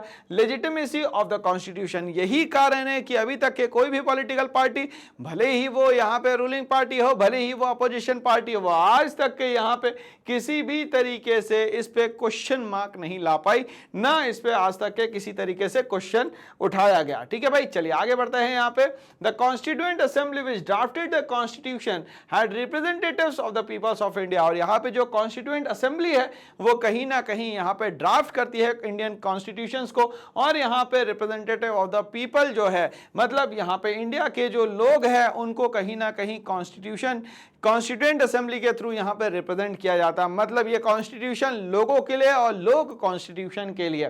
although no election were held at that time, अगर उस समय देखा जाए तो कोई एक पर्टिकुलर इलेक्शन जो है वहां पे नहीं करवाया जाता था। The members of the constituent assembly were elected by the members of the provincial legislature. तो यहाँ पे देखा गया कि मेंबर जो थे कॉन्स्टिट्यूएंट असेंबली के वो कहीं ना कहीं प्रोविंशियल लेजिस्लेचर के ही मेंबर थे। कोई अलग से यहाँ पे यूनिवर्सल एडल्ट फ्रेंचाइज के बेसिस पे इलेक्शन अलग से नहीं करवाया गया। The assembly represented people from various regions and linguistic and religious communities. तो यहाँ पे असेंबली में जो है वो अलग अलग जगह से लोग आए थे, अलग अलग रीजन्स के थे, अलग अलग उनकी लैंग्वेजेस थी और उनके रिलीजियस कम्युनिटीज जो थी वो भी दोस्तों यहाँ पे अलग थी। मगर सोच एक थी, यहाँ पे भारत के लिए पूरा एक अच्छा संविधान बनाना है। The Constituent Assembly worked in a systematic, open and consensual manner। तो यहाँ पे जो Constituent Assembly ने काम किया, जिसमें हम लोग बात करते हैं एक सिस्टमेटिक मैनर, क्या पहले आना चाहिए और क्या बाद में आना चाहिए। तो 395 आर्टिकल को ऐसे सिस्टमेटिक वे में यहाँ पे जमाया गया। ठीक है भाई, चलिए। Open and consensual manner while drafting the constitution of the country. और यहाँ पे बहुत सोच समझ के पूरे कॉन्स्टिट्यूशन को 1 to 395 आर्टिकल तक पूरी तरीके से यहाँ पे सिस्टमेटिक वे में यहाँ पे सिस्टमाइज किया गया पूरे के पूरे कॉन्स्टिट्यूशन को। Discussions took place on each clause of the constitution. हर एक एक क्लॉज पे, हर एक एक छोटे छोटे टॉपिक्स पे, यहाँ पे हर चीज पे क्या करा गया दोस्तों, डिस्कशन किया गया। एवरी डॉक्यूमेंट वॉज डिबेटेड, और डिस्कशन के साथ साथ यहाँ पे डिबेट भी किया गया। अगर कोई चीज गलत लग रही है किसी को तो उस पे वॉइस रेज करना भी कहीं ना कहीं कॉन्स्टिट्यूएंट असेंबली के मेंबर्स का ही काम होता था। मतलब कि जब कॉन्स्टिट्यूशन फ्रेमिंग हो रही है तब डिबेट और डिस्कशन जो है हर एक क्लॉज बाय क्लॉज बहुत इंपॉर्टेंट रखता है भैया, बहुत इंपॉर्टेंट फैक्टर रखता है किसी भी कॉन्स्टिट्यूशन में अगर हर एक टॉपिक पे डिबेट और डिस्कशन हो रहा है तो। The constituent assembly took 3 years to prepare the constitution of the country. मैंने आपसे कहा कि टोटल मिला के 2 साल 11 महीने और 18 दिन लग जाता है पूरे कॉन्स्टिट्यूशन को यहाँ पे बनने में। These are called the Constituent Assembly debates। और ये जो जितनी भी बातें हुई है यहाँ पे इसको हम लोग बोलते हैं Constituent Assembly debates। ठीक है भाई, चलिए अब यहाँ पे हम लोग एक पूरे पिक्चर के थ्रू समझने की कोशिश करेंगे कि कॉन्स्टिट्यूएंट असेंबली में कौन कौन से मेंबर्स किस किस पोस्ट पे यहाँ पे अपॉइंटेड थे भाई। चलिए, तो सबसे पहले हम लोग बात करते हैं यहाँ पे BN राव जो थे। ये क्वेश्चन पूछा जाता है दोस्तों, है ना। तो यहां पे जो BN राव है, BN Rao constituent adviser to the constituent assembly थे। तो आपसे क्वेश्चन ये पूछा जाता है कि कॉन्स्टिट्यूशनल एडवाइजर कौन था कॉन्स्टिट्यूएंट असेंबली में, तो वो थे यहाँ पे sir BN Rao. Doctor Bhimrao Ambedkar ji की बात करें, BR अंबेडकर की, तो ये चेयरमैन थे ड्राफ्टिंग कमेटी के। हम लोग बात करें यहाँ पे KM मुंशी की, तो ये मेंबर थे ड्राफ्टिंग कमेटी के। मोहम्मद सदाउल्लाह की बात करें तो ये भी मेंबर थे ड्राफ्टिंग कमेटी के। ठीक है भाई। राधी कृष्णा स्वामी अयंगर जो थे ये भी मेंबर थे ड्राफ्टिंग कमेटी के। N गोपाल स्वामी अयंगर जो थे ये मेंबर थे ड्राफ्टिंग कमेटी के, एन माधव राव जो है मेंबर थे ड्राफ्टिंग कमेटी के, और टी कृष्णमाचारी जो थे मेंबर थे ड्राफ्टिंग कमेटी के। ठीक है भाई, चलिए इस तरीके से अगर देखा जाए तो ड्राफ्टिंग कमेटी के चेयरमैन हो गए डॉक्टर भीमराव अंबेडकर, और इसके अलावा यहाँ पे 1 2 3 4 5 6 6 और लोग थे जिन लोगों ने मिलकर पूरे इंडिया के कॉन्स्टिट्यूशन को क्या करा दोस्तों, ड्राफ्ट किया। फिर से एक बार नाम मैं बता दूं आपको, के मुंशी, मोहम्मद सदाउल्लाह, अलादी कृष्ण स्वामी अयंगर, एन गोपाल स्वामी अयंगर, एन माधव राव और टी कृष्णमाचारी। और इसके जो यहाँ पे ड्राफ्टिंग कमेटी के चेयरमैन थे वो कौन थे दोस्तों, यहाँ पे भीमराव अंबेडकर जी। ठीक है भाई, और पूरे कॉन्स्टिट्यूशन को यहाँ पे फ्रेम आउट कर दिया गया under the committee chairman known as doctor Bhimrao Ambedkar ji. ठीक है भाई, चलिए अब हम लोग बात करते हैं some members of the constituent assembly में। वल्लभ भाई जावेर भाई पटेल, ठीक है, born Gujarat, minister of home, information and broadcasting in the interim government. ठीक है, हम लोग बात कर रहे हैं यहाँ पे वल्लभ भाई पटेल के। ठीक है, वल्लभ भाई पटेल का जन्म जो है वो होता है 1875 में, और वो इस दुनिया में नहीं रहते 1950 में। गुजरात के मिनिस्ट्री ऑफ गुजरात के थे और यहाँ पे होम मिनिस्टर थे दोस्तों। इंटरिम गवर्नमेंट में ये होम मिनिस्टर का बहुत बड़ा रोल प्ले करते हैं। Lawyer and leader of Bardoli peasant Satyagraha, lawyer तो थे ही, और बरदौली सत्याग्रह जो होता है 1925 में बरदौली सत्याग्रह होता है, और फाइनली एग्जीक्यूशन में आता है 1928 में। ठीक है, तो बरदौली सत्याग्रह जो है होता है कब दोस्तों, 1925 में, और कब खत्म होता है 1928 में। Played a decisive role in the integration of the Indian princely states, कहा जाता है हमारे पास 565 रियासतें हुआ करती थी, इन 565 रियासतों को मिलाने का काम जो है सरदार वल्लभ भाई पटेल का था, और इसीलिए उनकी स्टैच्यू ऑफ यूनिटी भी यहाँ बनाई गई है गुजरात में। तो decisive role in the integration of Indian princely state. तो दोस्तों यहाँ बात बहुत इंटरेस्टिंग है कि यहाँ पे सरदार वल्लभ भाई पटेल का जो स्टैच्यू बना है वो गुजरात में बना है, और दूसरा इनने 565 रियासतों को मिलाया था इंडिया की अलग अलग। 3 रियासतें जो है अभी भी मिलना नहीं चाहती थी। पहली थी जम्मू एंड कश्मीर, दूसरी थी यहाँ पे जूनागढ़ जो कि गुजरात की है, और तीसरा था यहाँ पे हैदराबाद के निजाम। आगे चल के ये बनते हैं डेप्यूटी प्राइम मिनिस्टर। तो ये बात रही सरदार वल्लभ भाई पटेल की। चलिए हम लोग आगे बात करेंगे यहाँ कॉन्स्टिट्यूएंट असेंबली के एक इंपॉर्टेंट मेंबर की, जिनका नाम है यहाँ पे Abdul Kalam Azad. He was the first education minister of India, और आपको ये बात याद रखनी है एग्जाम तक के कि ये फर्स्ट एजुकेशन मिनिस्टर थे दोस्तों यहाँ पे इंडिया के। And oppose Muslim separatist politics, और कहीं ना कहीं जो मुस्लिम लीग था या मुस्लिम्स जो भी थे सेपरेटिस्ट पॉलिटिक्स जो करते थे उनके ये हमेशा अपोज में रहते थे। वो चाहते थे कि इंडिया हमेशा एक यूनाइटेड या यूनाइट होके कंट्री हमेशा चलती रहे। 1888 टू 1958 इनका पूरा का पूरा टाइमलाइन रहा। टाइमलाइन में ये पूरे का पूरे सिस्टम्स में अलग अलग तरीके से अलग अलग कंट्रीब्यूशन करते हैं इंडिया में, और एजुकेशन में इनका बहुत बड़ा कंट्रीब्यूशन था। बॉर्न सऊदी अरेबिया, और इनका जो बॉर्न है वो होता है दोस्तों यहाँ पे सऊदी अरेबिया में। एजुकेशनिस्ट थे, ऑथर थे, थियोलॉजियन थे, स्कॉलर ऑफ द अरेबिक थे, कांग्रेस लीडर थे, active in the national movement, oppose Muslim separatist politics, और लेटर आगे चल के ये बनते हैं दोस्तों education minister in the union cabinet. तो यूनियन कैबिनेट जो बनती है उसमें पहले एजुकेशन मिनिस्टर जो थे वो थे यहाँ पे अब्दुल कलाम आजाद। ठीक है भाई, चलिए तो ये बात रही अब्दुल कलाम आजाद की। नेक्स्ट हम लोग कॉन्स्टिट्यूएंट मेंबर की, कॉन्स्टिट्यूएंट असेंबली के मेंबर की बात करते हैं, जिसको हम लोग कहते हैं यहाँ पे टी कृष्णमाचारी, जिनका बॉर्न जो है वो 1899 तक के रहा, और यहाँ पे उनकी लाइफलाइन जो रही वो 1974 तक रही। इनका बॉर्न जो है वो यहाँ पे तमिलनाडु में होता है। ये मेंबर थे ड्राफ्टिंग कमेटी के, एंटरप्रेन्योर बने, ये कांग्रेस लीडर थे, लेटर फाइनेंस मिनिस्टर बनते हैं कहाँ पे, यूनियन कैबिनेट में। टी कृष्णमाचारी के बारे में हम लोगों ने बात करी। आगे बात करते हैं दोस्तों हम लोग यहाँ पे राजेंद्र प्रसाद की। तो आपको पता है राजेंद्र प्रसाद का भी जो टेन्योर रहा काफी लंबा रहा दोस्तों, और कहीं ना कहीं बड़ा कंट्रीब्यूशन रहा इंडिया के इंडिपेंडेंस के समय। बिहार में बॉर्न होता है इनका, प्रेसिडेंट ऑफ कॉन्स्टिट्यूएंट असेंबली बने ये दोस्तों, याद रखिएगा आप यहाँ पे कि 9 दिसंबर 1946 को सबसे पहले प्रेसिडेंट बनते हैं यहाँ पे कॉन्स्टिट्यूएंट असेंबली के, जिनका नाम था सच्चिदानंद सिन्हा। बट 2 ही दिनों बाद यहाँ पे जो प्रेसिडेंट है वो चेंज हो जाते हैं, और डॉक्टर राजेंद्र प्रसाद जो है यहाँ पे बन जाते हैं कॉन्स्टिट्यूएंट असेंबली के यहाँ पे प्रेसिडेंट। ओके, लॉयर थे by profession, known for his role in the Champaran Satyagraha. और आपको पता है दोस्तों चंपारण सत्याग्रह, जिसको हम लोग ऑलरेडी एक और नाम से जानते हैं इंडिगो सत्याग्रह, बिहार की एक जगह जहां पे 3 काठिया सिस्टम चलता था। यहाँ पे फोर्सफुली पीजेंट से 3/20 पार्ट में फोर्सफुली इंडिगो लगाने की बात करी गई। क्यों करी गई दोस्तों यहाँ पे?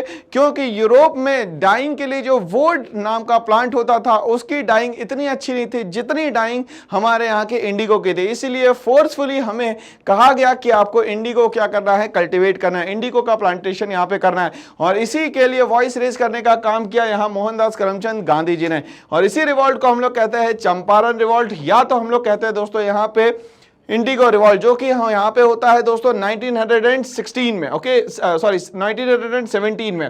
3 times the president of Congress, और यहाँ पे प्रेसिडेंट बने 3 बार कांग्रेस के। Later the first president of India, आगे चल के ये फर्स्ट प्रेसिडेंट ऑफ यहाँ पे इंडिया बनते हैं। ओके चलिए फिर नेक्स्ट हम लोग बात करेंगे यहाँ पे जयपाल सिंह की, जो कि कॉन्स्टिट्यूएंट असेंबली के बहुत इंपॉर्टेंट मेंबर थे। 1903 में इनका बॉर्न होता है और ये रहते हैं 1970 तक के। बॉर्न होता है इनका झारखंड में। एक स्पोर्ट्समैन थे, सबसे बड़ी बात यह है कि एक स्पोर्ट्समैन भी यहाँ पे कॉन्स्टिट्यूएंट असेंबली का पार्ट हुआ करता था। Sportsman and educationist, captain of the first national hockey team. चलिए ये बात याद रखिएगा कि फर्स्ट नेशनल हॉकी टीम जो बनी उसके कैप्टन जो थे वो थे यहाँ पे जयपाल सिंह। ओके चलिए आगे बात करते हैं। फाउंडर प्रेसिडेंट ऑफ द आदिवासी महासभा, आदिवासी महासभा जब बनाई गई तब यहाँ पे प्रेसिडेंट जो बने वो बने यहाँ पे Jaipal Singh. Later founder of the Jharkhand party, आगे चल के किन्ने खुद की पार्टी बनाई जिसको बोलते हैं दोस्तों यहाँ पे झारखंड पार्टी। ठीक है भाई, तो यहाँ पे झारखंड जो है देखा जाए तो उनके एथेनिसिटी के कारण, उनके ट्रेडिशन के कारण, उनके कल्चर के कारण आगे चल के एक बहुत बड़ा स्टेट बनता है। ठीक है भाई, लगभग 2000 2000 में ये स्टेट बन जाता है झारखंड, याद रखिएगा आप लोग यहाँ पे। चलिए आगे बढ़ते हैं। एस.सी. मुखर्जी की हम लोग बात करते हैं। बॉर्न होता है इनका बंगाल में 1887 में और ये रहते हैं 1856 तक के। बंगाल में इनका बॉर्न हुआ। वाइस चेयरमैन बनते हैं ये कॉन्स्टिट्यूएंट असेंबली के। तो ये याद रखिएगा एस.सी. मुखर्जी जो है यहाँ पे वाइस क्या थे दोस्तों, यहाँ पे चेयरमैन थे किसके, कॉन्स्टिट्यूएंट असेंबली के। रेप्यूटेड ऑथर एंड एजुकेशनिस्ट, और ये यहाँ पे बहुत अच्छे ऑथर भी थे और साथ में एजुकेशनिस्ट भी थे। Congress leaders, member of all India Christian council and Bengal legislative assembly, ये मेंबर बने बंगाल लेजिस्लेटिव असेंबली के और बने ऑल इंडिया क्रिश्चियन काउंसिल के। लेटर आगे चल के ये बने गवर्नर ऑफ वेस्ट बंगाल। ठीक है भाई, चलिए आगे बात करते हैं हम लोग यहाँ पे दुर्गाबाई देशमुख। अब यहाँ पे एक बात याद रखिएगा भाई, यहाँ पे ये पहली फीमेल आ रही है जो है दुर्गाबाई देशमुख। 1909 में इनका बॉर्न होता है, ये 1981 तक के रहती है। बॉर्न होता है इनका आंध्र प्रदेश में। पेशे से ये एडवोकेट और यहाँ पे पब्लिक एक्टिविस्ट रहती है। For women emancipation, founder of the Andhra महिला सभा, और आगे चल के ये आंध्र महिला सभा बनाती है। कांग्रेस लीडर बनती है। Later founder chairperson of the central social welfare board. तो यहाँ पे ये याद रखना है आपको दुर्गाबाई देशमुख का नाम, और यहाँ पे ये कंट्रीब्यूशन जो है कॉन्स्टिट्यूएंट असेंबली में रहता है। चलिए हम लोग आगे बढ़ते हैं, बलदेव सिंह की बात करते हैं भाई। चलिए इनका बॉर्न 1901 में होता है और 1961 तक ये रहते हैं, और बॉर्न होता है दोस्तों इनका यहाँ पे हरियाणा में। A successful entrepreneur and a leader of the Panthic Akali party. ठीक है, जो पैथनिक अकाली पार्टी थी उसके ये लीडर बनते हैं। In the Punjab assembly, nominee of the Congress in the constituent assembly, और ये नॉमिनी थे कॉन्स्टिट्यूएंट असेंबली में। लेटर आगे चल के ये डिफेंस मिनिस्टर बनते हैं यूनियन कैबिनेट में। ठीक है भाई, चलिए आगे बात करेंगे हम लोग के.एम. मुंशी की, जिनका पूरा नाम है कन्हैया लाल मुंशी। ठीक है, कन्हैया लाल मानिक लाल मुंशी, याद रखिएगा के.एम. मुंशी का पूरा नाम है कन्हैया लाल मानिक लाल मुंशी। 1887 में इनका बर्थ होता है और ये 1971 तक के रहते हैं। गुजरात के थे ये, पेशे से ये एडवोकेट थे, हिस्टोरियन थे और लिंग्विस्टिक थे, मतलब कि ये लैंग्वेज के बारे में अच्छी खासी जानकारी रखते थे। कांग्रेस लीडर तो थे ही, और ये कहीं ना कहीं गांधीयन प्रिंसिपल्स को भी फॉलो करते थे। Later minister in the union cabinet and founder of the Swatantra party, आगे चल के इन्हें खुद की पार्टी बनाई जिसका नाम था दोस्तों यहाँ पे स्वतंत्र पार्टी। ठीक है भाई, चलिए तो के.एम. मुंशी के बाद हम लोग आगे बढ़ते हैं भाई। कॉन्स्टिट्यूएंट असेंबली में हमारे बाबा साहब अम्बेडकर, जिसको हम लोग बोलते हैं B.R. अम्बेडकर। ठीक है भाई, चलिए इनका जन्म 1891 में होता है और ये रहते हैं 1956 तक के। बॉर्न होता है मध्य प्रदेश के महू में। ठीक है भाई, इंदौर के पास में एक जगह है महू, वहां पे इनका जन्म होता है डॉक्टर भीमराव अंबेडकर का। चेयरमैन बनते हैं ये ड्राफ्टिंग कमेटी के। सोशल रेवोल्यूशनरी थिंकर, कहीं ना कहीं सोसाइटी में हरिजन्स के साथ या बैकवर्ड सोसाइटी के लोगों के साथ जो भी गलत हो रहा था उसके लिए वॉइस रेज करने का काम कहीं ना कहीं भीमराव अंबेडकर जी ने किया। यही पे पूना पैक्ट 1932 में ये करते हैं गांधी जी के साथ। गांधी जी कहीं भी किसी भी तरीके से ये नहीं चाहते थे कि कंट्री का अब किसी भी तरीके से कोई भी डिस्ट्रीब्यूशन हो, इसके लिए ही कहीं ना कहीं गांधी जी ने येरवड़ा जेल पुणे 1993 में करा था फास्ट अनटू डेथ। और यहाँ पे वो यहाँ पे मिलते हैं किससे भाई, भीमराव अंबेडकर से। और इन दोनों के बीच में जो पैक्ट होता है that is known as Poona pact. ठीक है भाई, चलिए आगे बढ़ते हैं। इसी के साथ यहाँ पे social revolutionary thinker and agitator against caste division, कहीं ना कहीं ये वॉइस रेज करते हैं कास्ट डिवीजन को। क्यों? क्योंकि हमारे यहाँ कास्ट सिस्टम जो है वो डिवाइड था 4 पार्ट्स में। यहाँ पे हम लोग बात करेंगे सबसे पहले ब्राह्मण, फिर हम लोग बात करेंगे यहाँ पे क्षत्रिय, फिर हम लोग बात करेंगे यहाँ पे वैश्य, और सबसे आखिरी में आता था यहाँ पे शूद्र। तो यहाँ पे सबसे कास्ट डिवीजन में सबसे जो डाउन ट्रोडन लोग हैं वो किसके माने जाते थे उस समय पे, वो माने जाते थे सबसे लोअर जो कास्ट डिवीजन में आते हैं उसको हम लोग कहते थे यहाँ पे शूद्राज। और शूद्राज के लिए ही कहीं ना कहीं वॉइस रेज करने का काम करा डॉक्टर भीमराव अंबेडकर जी ने। एंड कास्ट बेस्ड इनइक्वालिटीज, वो नहीं चाहते थे कि किसी भी कास्ट के कारण उसके साथ इनइक्वालिटीज यहाँ पे वो फेस करें। लेटर आगे चल के ये लॉ मिनिस्टर बनते हैं फर्स्ट कैबिनेट में पोस्ट इंडिपेंडेंस, मतलब इंडिपेंडेंस के पहले ये लॉ मिनिस्टर बनते हैं। और फाउंडर है ये रिपब्लिकन पार्टी ऑफ इंडिया के, आरपीआई के ये फाउंडर मेंबर भी थे। ठीक है भाई, चलिए भीमराव अंबेडकर के बाद हम लोग बात करेंगे यहाँ पे एसपी मुखर्जी, श्यामा प्रसाद मुखर्जी की बात करते हैं। 1901 में इनका बॉर्न होता है, 1953 तक के ये रहते हैं। वेस्ट बंगाल में इनका बॉर्न होता है। ये ministry for industry and supply in the interim government, जब इंटरिम गवर्नमेंट बनाई देश के आजाद होने के जस्ट बाद, तो यहाँ पे इंटरिम गवर्नमेंट में ये मिनिस्टर बने किसके, इंडस्ट्री और सप्लाई के। ये एक बहुत अच्छे एजुकेशनिस्ट थे और ये लॉयर भी थे। एक्टिव इन हिंदू महासभा, और हिंदू महासभा जो बनाई गई उसमें ये बहुत एक्टिव मेंबर थे और एक्टिव रोल प्ले किया करते थे। Later founder president of the Bharatiya Jana Sangh, और आगे चल के ये भारतीय जनसंघ जो कि लगभग 1992 में 1952 में 1952 में जो यहाँ पे भारतीय जनसंघ बनता है उसमें ये यहाँ पे ये फाउंडर मेंबर थे दोस्तों, और ये हिंदू महासभा के भी बहुत एक्टिव मेंबर थे। तो ये श्यामा प्रसाद मुखर्जी का नाम दोस्तों हम लोग को यहाँ पे याद रखना है। बात करेंगे हम लोग जवाहरलाल नेहरू की, जो कि 1889 में बॉर्न होते हैं और 1964 तक के रहते हैं। बॉर्न होता है इनका उत्तर प्रदेश में। ये प्राइम मिनिस्टर बनते हैं इंटरिम गवर्नमेंट के। लॉयर थे और ये कांग्रेस लीडर भी थे। एडवोकेट ऑफ सोशलिज्म, कहीं ना कहीं सोशलिज्म के जो कॉन्सेप्ट है उसको लेकर यहाँ पे चलते थे। कहीं ना कहीं ये सीखते थे कहीं ना कहीं रशिया से, और सोशलिज्म का कॉन्सेप्ट इंडिया में ऑप्ट भी करवाना चाहते थे। बट कहीं ना कहीं इनको लगा कि सिर्फ और सिर्फ हम लोग अगर पब्लिक सेक्टर पे ध्यान देंगे तो प्राइवेट सेक्टर का क्या होगा। इसी तर्ज पे कहीं ना कहीं फिर इंडिया ने अपनाई यहाँ पे मिक्स्ड इकोनॉमी। ठीक है भाई, चलिए तो यहाँ पे सोशलिज्म का कहीं ना कहीं सपोर्ट करते थे। डेमोक्रेसी एंड एंटी इंपीरियलिज्म, और ये कहीं ना कहीं डेमोक्रेसी चाहते थे, मतलब पार्लियामेंट्री फॉर्म ऑफ गवर्नमेंट चाहते थे, और ये इंपीरियलिज्म के जस्ट अगेंस्ट में थे। Later first prime minister of India, और आगे चल के ये first prime minister of India बनते हैं। चलिए दूसरी फीमेल आ रही है कॉन्स्टिट्यूएंट असेंबली में, जिनका नाम है सरोजनी नायडू। ठीक है भाई, 1879 में इनका बॉर्न होता है और ये 1949 तक के रहती है। इनका बॉर्न होता है दोस्तों यहाँ पे आंध्र प्रदेश में। पोएट थी, राइटर थी और पॉलिटिकल एक्टिविस्ट भी थी। Among the foremost women leaders in the Congress, later governor of the Uttar Pradesh, और आगे चल के बनती है ये governor of the Uttar Pradesh. ठीक है भाई, चलिए हम लोग आगे बढ़ेंगे। कॉन्स्टिट्यूएंट असेंबली के नेक्स्ट मेंबर की बात करते हैं, जिनका नाम है सोमनाथ लहेरी, जो कि 1901 में जिनका बॉर्न होता है, 1984 तक के ये रहते हैं। इनका जन्म जो है वो होता है वेस्ट बंगाल में। राइटर एंड एडिटर, ये राइटर भी थे और एडिटर की तरह भी काम किया करते थे। Leader of the communist party of India, तो यहां पे कम्युनिस्ट पार्टी ऑफ इंडिया जो है एस्टैब्लिश होती है दोस्तों यहां पे 1925 में। Later member of the west Bengal legislative assembly, और आगे चल के वेस्ट बंगाल लेजिस्लेटिव असेंबली के मेंबर बनते हैं दोस्तों। ठीक है भाई, चलिए अब हम लोग आगे बात करते हैं कॉन्स्टिट्यूएंट असेंबली में जो सरोजनी नायडू थी उनके क्या स्पेशल कॉन्ट्रीब्यूशंस थे। She was the first Indian women to be president of the Indian national Congress. चलिए इनके बारे में एक बात और फैक्ट जो है हम लोगों को याद रखना है, ये फर्स्ट इंडियन नेशनल कांग्रेस की फीमेल प्रेसिडेंट बनती है Sarojini Naidu. And to be appointed governor of a state, और आगे चल के ये गवर्नर भी अपॉइंट होती है एक स्टेट की। अवार्ड इनको जो मिलता है उसको बोलते हैं हम लोग हिंद केसरी मेडल, मिलता है 1928 में। 1928 एक और बात याद रखिएगा, नेहरू रिपोर्ट। ठीक है भाई, मोतीलाल नेहरू ने यहाँ पे डोमिनियन स्टेटस क्लियर रिपोर्ट यहाँ पे पेश करी थी। अचीवमेंट में हम लोग बात करेंगे कि first Indian women appointed as the president of Indian national Congress and first women to be appointed governor of any state in India. तो ये दोनों इनके बहुत बड़े अचीवमेंट है दोस्तों, यहाँ पे ये याद रखिएगा। चलिए डाइट जो है, कब इनकी डेथ हो जाती है, 2 मार्च 1949 लखनऊ बाय हार्ट अटैक इनकी जो है वो डेथ होती है। हम लोग यहाँ पे सरदार पटेल की बात करेंगे, सरदार वल्लभ भाई पटेल की।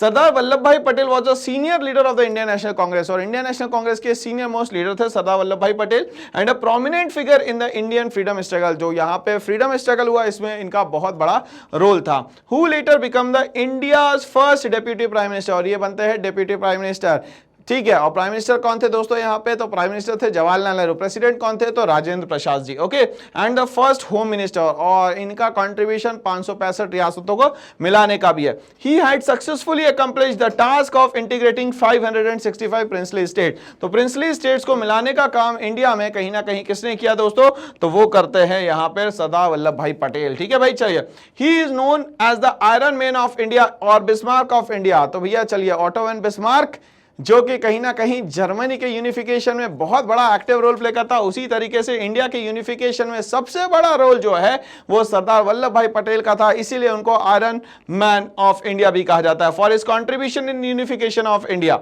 The statue of unity is the world tallest statue. चलिए इसको याद रखिएगा भाई, हम लोग अब यहाँ पे पढ़ रहे हैं क्योंकि इनको आयरन मैन ऑफ इंडिया कहा जाता है, बिस्मार्क कहा जाता है इंडिया का, तो यहाँ पे स्टैच्यू ऑफ यूनिटी बनाई गई है दोस्तों, जो कि है गुजरात में नर्मदा रिवर के किनारे, with a height of 182 metres 597 feet. तो आपको याद रखना है कि इसकी हाइट जो है 182 मीटर्स है, अगर फीट में आप याद करेंगे तो 597 फीट्स है।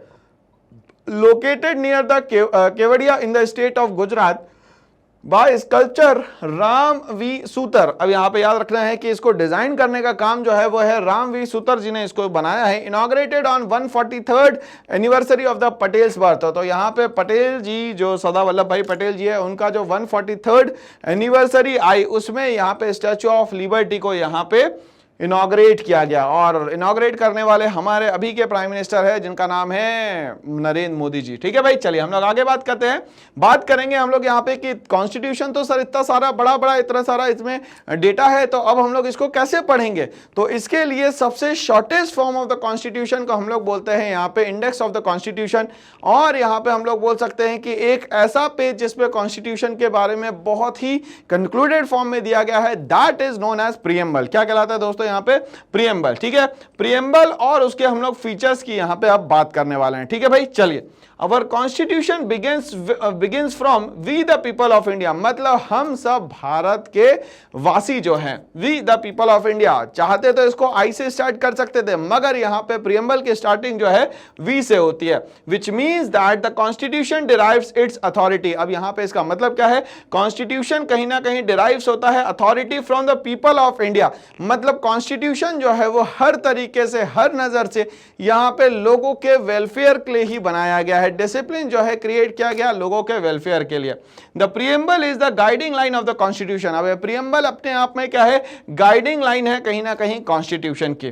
The preamble declares India to be a sovereign. अब यहाँ पे इंडिया जो है एक ऐसी कंट्री है जिसमें बाहर का कोई भी किसी भी तरीके से इंटरफियर नहीं कर सकता रूल्स एंड रेगुलेशंस को बनाने में। सेक्युलर कंट्री, यहाँ पे सारे धर्मों को एक जैसा माना जाता है। सोशलिस्ट है, समाज के बारे में सोचा जाता है, और यहाँ पे डेमोक्रेटिक रिपब्लिक है, मतलब यहाँ पे जो भी गवर्नमेंट बनेगी वो हमेशा इलेक्टेड फॉर्म ऑफ गवर्नमेंट होगी।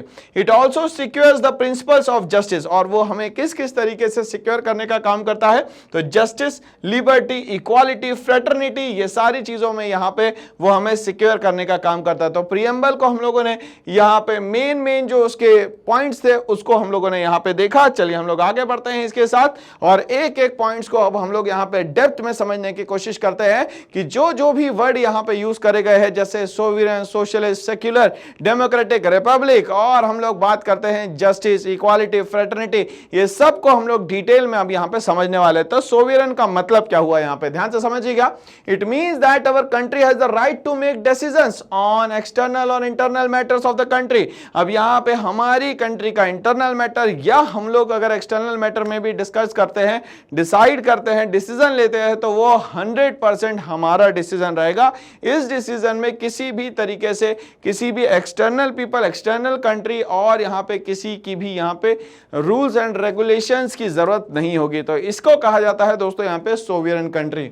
नो एक्सटर्नल और internal authority can pressurise the government to take any decision, मतलब हम लोग यहाँ पे डिसीजंस लेने के लिए 100% फ्री है दोस्तों कि हम लोग किसी भी तरीके का कोई भी डिसीजन अपने मन से ले सकते हैं, मतलब हम लोग इस मामले में सेल्फ डिपेंडेंट है। ओके, नंबर 2 हम लोग बात करते हैं सोशलिस्ट की, सोसाइटी की हम लोग यहाँ पे बात करने वाले हैं। It means that wealth should B divided among all section of the society, मतलब सोशलिस्ट का मतलब समाज से रिलेटेड, और समाज में हम लोग चाहते हैं सबका साथ सबका विकास। कैसे? तो सभी जब साथ में रहेंगे, कब साथ में रहेंगे? जब यहाँ पे जो वेल्थ है, मतलब वेल्थ तो यहाँ पे इसीलिए ऐसी है क्योंकि इंडिया जो है मेनली एग्रेरियन इकोनॉमी को फॉलो करता है, एग्रीकल्चर यहाँ पे सबसे इंपॉर्टेंट होता है। तो एग्रेरियन इकोनॉमी होने के कारण यहाँ पे 85% पीपल डायरेक्टली और इनडायरेक्टली डिपेंड होते हैं कहीं ना कहीं एग्रीकल्चर पे।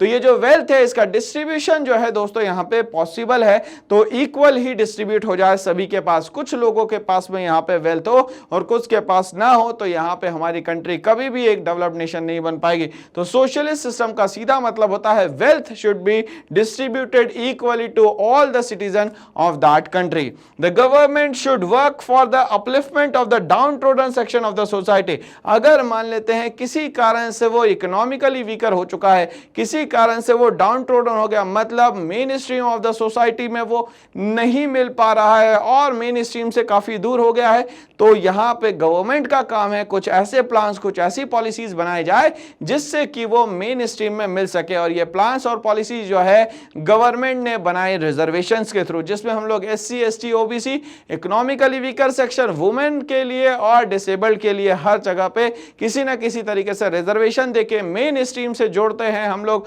Down trodden of the society के लोगों को। ठीक है भाई, चलिए यहां तक के हम लोगों ने सोशलिस्ट समझा। हम लोग आगे बात करेंगे यहाँ पे सेक्युलर। किसी भी कंट्री में रिलीजन जो है बहुत इंपॉर्टेंट रोल प्ले करता है और यहाँ पे इंडिया में देखा जाए तो यहाँ पे तो रिलीजन भी बहुत सारे, कास्ट भी बहुत सारी है, सब कास्ट भी बहुत सारी है, कम्युनिटीज भी बहुत सारी है। इसीलिए इंडिया को स्पेशली हम लोग कहते हैं यूनिटी इन डाइवर्सिटी। तो यहाँ पे याद रखना है दोस्तों हम लोगों को कि ये सेक्युलर कंट्री का मतलब यहाँ पे जो भी रिलीजन होगा वहां पे सभी रिलीजन को एक जैसा यहाँ पे काउंट किया जाएगा, एक जैसा यहाँ पे इसको माना जाएगा। चलिए समझते हैं। The people of India are free to follow any religion. अब यहाँ पे सेक्युलर सिस्टम का मतलब होता है कि आप किसी भी धर्म को यहाँ पे अपना सकते हैं, बट उसके बेसिक स्ट्रक्चर को यहाँ पे फॉलो करना जरूरी है। गुरुद्वारे जा रहे हैं तो सर ढक के जाना जरूरी है, मस्जिद जा रहे हैं तो सर ढक के जाना जरूरी है, अगर मंदिर जा रहे हैं तो सर ढक के जाना जरूरी है। ये उसके बेसिक कुछ लॉज है जिसको हम लोगों को फॉलो करना है। तो हम लोग किसी भी धर्म को यहाँ पे अपना सकते हैं, इसकी हमें मिली है दोस्तों freedom. India has no official religion, इसीलिए कहा जाता है कि इंडिया का कोई भी ऑफिशियल रिलीजन नहीं है। एंड नीदर इट एनकरेजेस और डिस्करेजेस एनी रिलीजन, ना तो ये किसी रिलीजन को बहुत ज्यादा अपलिफ्ट करता है, ना तो किसी रिलीजन को बहुत ज्यादा डाउन सिस्टम में ले जाता है। तो यहाँ पे सारे ही जो रिलीजन है, सारे ही जो सिस्टम है, उनको एक जैसा माना जा सकता है और इसीलिए इंडिया एक जो है सेक्युलर कंट्री है। बात करेंगे हम लोग यहाँ पे डेमोक्रेटिक कंट्री की या डेमोक्रेसी की। तो डेमोक्रेसी का मतलब होता है जहां पे सारी पावर जो है कहीं ना कहीं पीपल्स के हाथ में रहे, जहां पे सारा इलेक्शन का सिस्टम जो है वो इलेक्शन कमीशन ऑफ इंडिया या स्टेट इलेक्शन कमीशन जो है इसको संभालने का काम करे। तो यहां पे डेमोक्रेटिक का सीधा मतलब हो गया कि powers with in the hand of the people of that country. चलिए समझते हैं। The government is elected by the people. अब यहां पे जो गवर्नमेंट बनेगी वो यहां पे डायरेक्टली इलेक्टेड यहां पे बनेगी। Okay, the government is run according to some basic rule. But यहां पे जब गवर्नमेंट रन होगी तो कुछ बेसिक रूल्स को यहां पे फॉलो करना जरूरी होगा। And the people enjoys basic rights and freedom. यहां पे जो लोग हैं वो बेसिक राइट्स को यहां पे क्या करने वाले हैं, एंजॉय करने वाले हैं। प्रीएम्बल ऑफ अवर कॉन्स्टिट्यूशन, मगर यहां पे जो भी राइट्स दिए गए हैं वो सारे के सारे मेंशन्ड है यहां पे प्रीएम्बल में। तो चलिए हम लोग आगे बात करेंगे यहाँ पे रिपब्लिक की।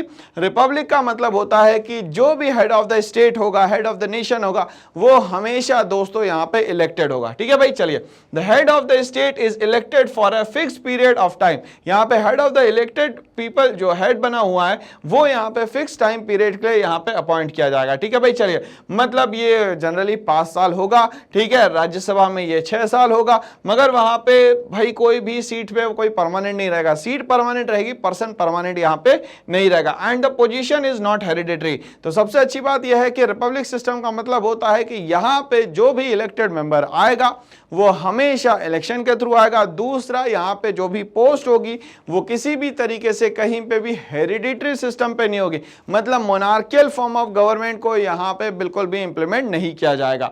आगे बात करते हैं हम लोग यहां पे जस्टिस की। जस्टिस किस बेसिस पे मिलना चाहिए? Citizens can not be discriminated on the grounds of caste, religion, gender. और कौन कौन से बेसिस होने चाहिए?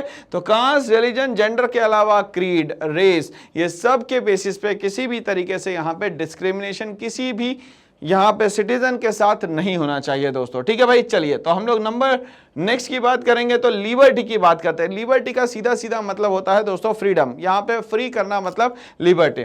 Citizens are free to think and express their thoughts. अब यहाँ पे सिटीजन्स को यहाँ पे फ्री करा गया है कि आप सोच सकते हैं जो भी सोचना है और अपने थॉट्स को जो है दोस्तों यहाँ पे एक्सप्रेस कर सकते हैं। इक्वालिटी की अगर हम लोग बात करें तो ऑल सिटीजन्स आर इक्वल, यहाँ पे सारे ही सिटीजन जो है वो हमेशा इक्वली ट्रीट किए जाते हैं बिफोर द लॉ। मगर किसके सामने ये इक्वली ट्रीट किए जाएंगे, तो लॉ के सामने इसको इक्वली ट्रीट किया जाएगा। Irrespective of their caste, class और जेंडर। वो किसी भी कास्ट के हो सकते हैं, वो किसी भी सब कास्ट के हो सकते हैं, वो किसी क्लास के हो सकते हैं, या वो कोई भी जेंडर हो सकता है। उन सब के साथ यहाँ पे इक्वली जो है ट्रीटमेंट होगा। ये कहाँ मेंशन है, तो ये प्रीएम्बल में मेंशन है दोस्तों। फ्रेटर्निटी की अगर हम लोग बात करते हैं तो फ्रेटर्निटी का सबसे ईजी मतलब होता है दोस्तों ब्रदरहुड, कि हम लोग जिस भी देश में रहेंगे वहां पे मिलजुल के रहेंगे। तो अगर हम लोग बात करते हैं कंट्री इंडिया की बात करते हैं, रिपब्लिक ऑफ इंडिया की बात करते हैं, तो हम लोग सारे के सारे हमेशा मिलजुल के रहते हैं। All the citizens of India are equal and no one is inferior to another। ठीक है, तो ना तो कोई inferior है ना तो कोई दोस्तों यहाँ पे superior है। ठीक है भाई, चलिए तो अगर हम लोग बात करें यहाँ पे preamble of the constitution की, तो हम लोग यहाँ पे preamble of the constitution को देखते हैं।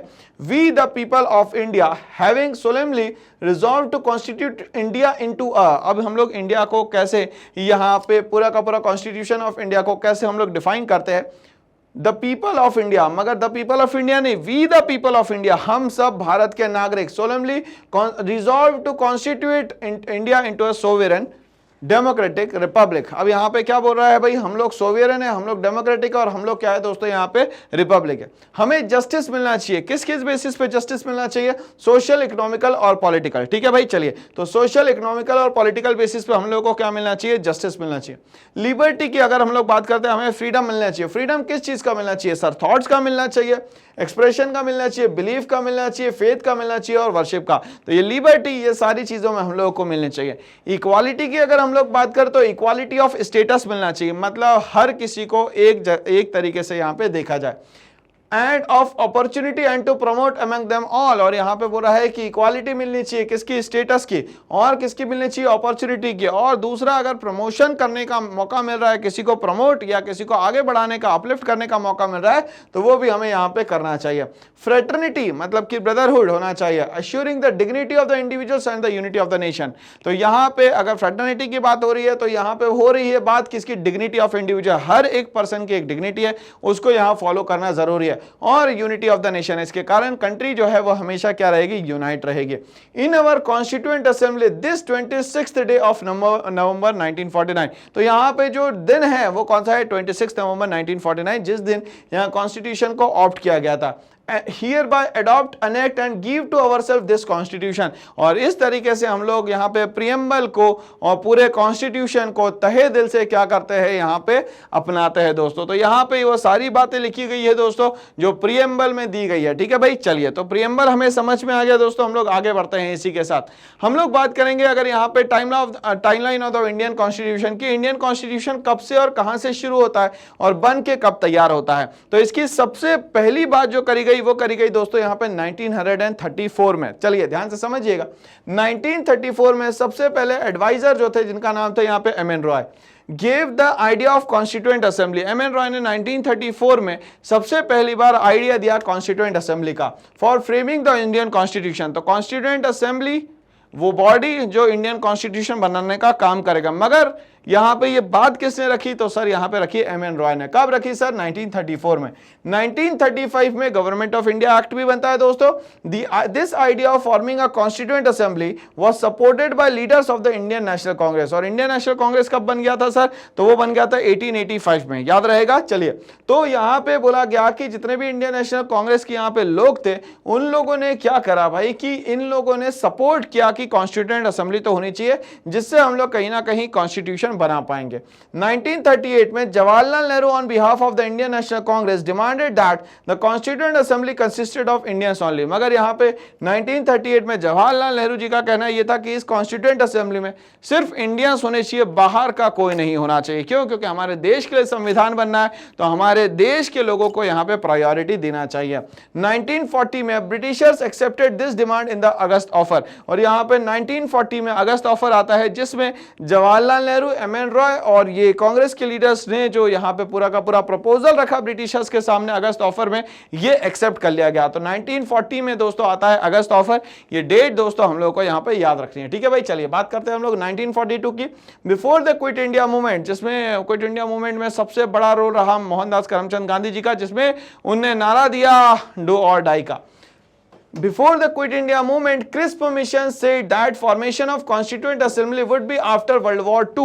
अब यहाँ पे Constituent Assembly में यहाँ पे सर स्टैफोर्ड क्रिस्प को जब भेजा गया तो उन्होंने कहा कि ये सारी बातें जो है वर्ल्ड वॉर 2 के बाद होना चाहिए। और वर्ल्ड वॉर 2 कब से हुआ स्टार्ट? तो सर 1939 से हुआ। कब तक के चलता है? 1945 तक के चलता है। ठीक है, और यहाँ पे हिटलर अपने आप को क्या कर लेता है? मार लेता है दोस्तों। ठीक है, तो 1942 में क्रिस्प मिशन आता है जो ये कहता है कि जैसे ही पे वर्ल्ड वॉर 2 खत्म होगा वैसे ही हम लोग यहां कॉन्स्टिट्यूएंट असेंबली को परमिशन दे देंगे। ठीक है भाई, चलिए 1946 the cabinet mission formed a constituent assembly. अब कैबिनेट मिशन भेजा गया जिसमें कॉन्स्टिट्यूएंट असेंबली को बनाने की बात की गई।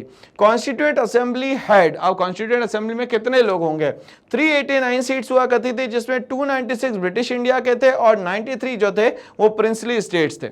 बट यहाँ पे मेजॉरिटी सीट जो है वो किसकी थी? कांग्रेस की, जिसमें कि सीट्स जो है वो कितनी थी भाई? यहाँ पे 20 सीट्स थी। तो ये बात हम लोग को याद रखनी है कि 389 सीट्स में से 296 जो है वो ब्रिटिश इंडिया की थी और 93 जो है वो किसकी थी? प्रिंसली स्टेट्स की थी। ठीक है भाई, तो ये 389 और मेजॉरिटी जो सीट्स थी दोस्तों वो किसके पास थी? यहाँ पे कांग्रेस के पास थी। चलिए तो हम लोग अब बात करते हैं 1946 में कॉन्स्टिट्यूएंट असेंबली की बात होगी, नंबर ऑफ मेंबर्स की बात होगी। बट 1946 में कौन सा दिन रहेगा जिस दिन यहाँ पे पहली मीटिंग होगी कॉन्स्टिट्यूएंट असेंबली की?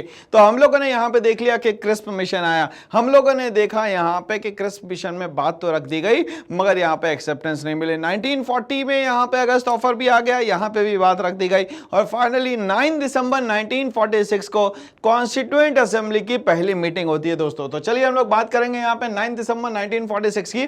The first meeting of the constituent assembly took place with 211 members. तो ये जो पहली मीटिंग होती है उसमें सिर्फ 211 मतलब 211 मेंबर्स यहाँ पे रहते हैं। The first president of the assembly was doctor Sachchidanand Sinha और फर्स्ट प्रेसिडेंट बनते हैं यहाँ पे कॉन्स्टिट्यूएंट असेंबली के डॉक्टर सच्चिदानंद सिन्हा। ठीक है भाई, चलिए और वेरी नेक्स्ट डे मतलब कि 11 दिसंबर को हम लोग बात करें, 11 दिसंबर 1946 को परमानेंट प्रेसिडेंट बनाए जाते हैं doctor Rajendra Prasad, vice president बनाए जाते हैं एस.सी. मुखर्जी और कॉन्स्टिट्यूशनल एडवाइजर बनाए जाते हैं यहाँ पे बी.एन. राव। तो यहाँ पे याद रखिएगा दोस्तों यहाँ पे कि बी.एन. राव कॉन्स्टिट्यूशनल एडवाइजर बनते हैं, वाइस प्रेसिडेंट जो है वो एस.सी. मुखर्जी बनते हैं और जो प्रेसिडेंट है किसके भाई? कॉन्स्टिट्यूएंट असेंबली के, वो बनते हैं डॉक्टर राजेंद्र प्रसाद। और आपको याद है कि फर्स्ट प्रेसिडेंट ऑफ इंडिया भी कौन बनते हैं? डॉक्टर राजेंद्र प्रसाद। ठीक है भाई, चलिए 13 दिसंबर 1946 को अगर हम लोग बात करें यहाँ पे objective resolution is given by Jawaharlal Nehru who led the philosophical structure of the constitution. यहाँ पे 13 दिसंबर की अगर हम लोग बात करते हैं यहाँ पे ऑब्जेक्टिव रेजोल्यूशन आता है, देने का काम करते हैं यहाँ पे जवाहरलाल नेहरू, जिसमें कहा जाता है कि ये एक पूरा का पूरा फिलोसॉफिकल स्ट्रक्चर है। इट वॉज पास्ड ऑन 22 जुलाई 1947 और यहाँ पे ये जो ऑब्जेक्टिव रेजोल्यूशन आया था वो 22 जुलाई 1947 में यहाँ पे पास होता है। ठीक है भाई, चलिए तो इस तरीके से समझ में आ गया कि ये टाइमलाइन क्या है इंडियन कॉन्स्टिट्यूशन के 1934 से लेके हम लोग यहाँ पे 1946 जब तक कॉन्स्टिट्यूएंट असेंबली पूरा नहीं बन गया, एग्जीक्यूशन में नहीं आ गया, तब तक के हम लोगों ने यहाँ पे पूरा सिस्टम को याद किया। आगे हम लोग बात करते हैं यहाँ पे 3 जून 1947 की अगर हम लोग बात करें तो इवेंट क्या क्या हुए उस समय पे। Lord Mountbatten plan for the 2 constituent assembly. Lord Mountbatten ने कहा कि अब इतने ज्यादा इंटरनल क्लैशेस हो चुके हैं कि अब ये 2 कंट्रीज एक साथ नहीं रह सकती और कहीं ना कहीं रिलीजन के बेसिस पे यहाँ पे 2 कंट्री हमें कर लेनी चाहिए। ये लॉर्ड माउंटबेटन का यहाँ पे सोचना था। The number of seats was reduced to 299 और ये सीट जो है रिड्यूस करके सिर्फ बना दी गई 299। The first parliament of India the constituent constituent assembly was formed, और यहाँ पे पूरी तरीके से कॉन्स्टिट्यूएंट असेंबली जो है वो बन चुका था। The first speaker of the independent India जीवी मावलंकर, और यहाँ पे फर्स्ट स्पीकर जो बने वो बने यहाँ पे जीवी मावलंकर। ठीक है भाई। Chairman of the constituent assembly बनते हैं डॉक्टर राजेंद्र प्रसाद, तो यहाँ पे चेयरमैन बनते हैं कॉन्स्टिट्यूएंट असेंबली के कौन? डॉक्टर राजेंद्र प्रसाद। 26 नवंबर 1949 को the constitution of India was made, और 26 नवंबर 1949 को पूरी तरीके से कॉन्स्टिट्यूशन जो है बनके यहाँ पे तैयार हो जाता है। बट हम लोग बात करें यहाँ पे वो पूरी तरीके से ग्राउंड लेवल पे कब इंप्लीमेंट होता है दोस्तों, तो वो होता है यहाँ पे 26 जनवरी 1950 which is celebrated as a republic day. ठीक है भाई, चलिए तो याद रखिएगा रिपब्लिक डे हमारा 26 जनवरी 1950 को है, बट कॉन्स्टिट्यूशन पूरी तरीके से बनके तैयार हो जाता है, बट कुछ चीजें बच जाती है, और ये कॉन्स्टिट्यूशन जो बनके तैयार होता है वो होता है दोस्तों यहाँ पे 26 नवंबर 1949। इस तरीके से 9 दिसंबर 1946 से लेकर 26 नवंबर 1949 में लग जाता है टोटल समय 2 साल 11 महीने और यहाँ पे 18 दिन। ठीक है भाई। चलिए, इंस्टीट्यूशनल डिजाइन की अगर हम लोग बात करें तो किसी भी स्ट्रक्चर को बनाने के लिए हमें एक इंस्टीट्यूट चाहिए जहां पे सारे प्रोटोकॉल, सारे सिस्टम एक जैसे बने। The Constitution describes the institutional arrangement in a very legal language। तो यहाँ पे इंस्टीट्यूशनल डिजाइन के लिए बहुत लीगल लैंग्वेज का यूज किया जाता है, बिना लीगल लैंग्वेज के इसको यहाँ पे बनाया नहीं जा सकता। Like any constitution, the Indian Constitution lays down a procedure for choosing person to govern the country। अब यहाँ इंस्टीट्यूशनल डिजाइन में जब भी पर्सन को सेलेक्ट किया जाता है, इलेक्ट किया जाता है, तो बहुत सोच समझ के उसको वहां पे पावर दी जाती है। It defines who will have how much power to take decisions। यहाँ पे क्लियरली डिफाइंड है कि किसी भी पर्सन को कितनी पावर यहाँ पे देनी चाहिए, ज्यादा देंगे तो भी नुकसान है, कम देंगे तो भी यहाँ पे नुकसान है।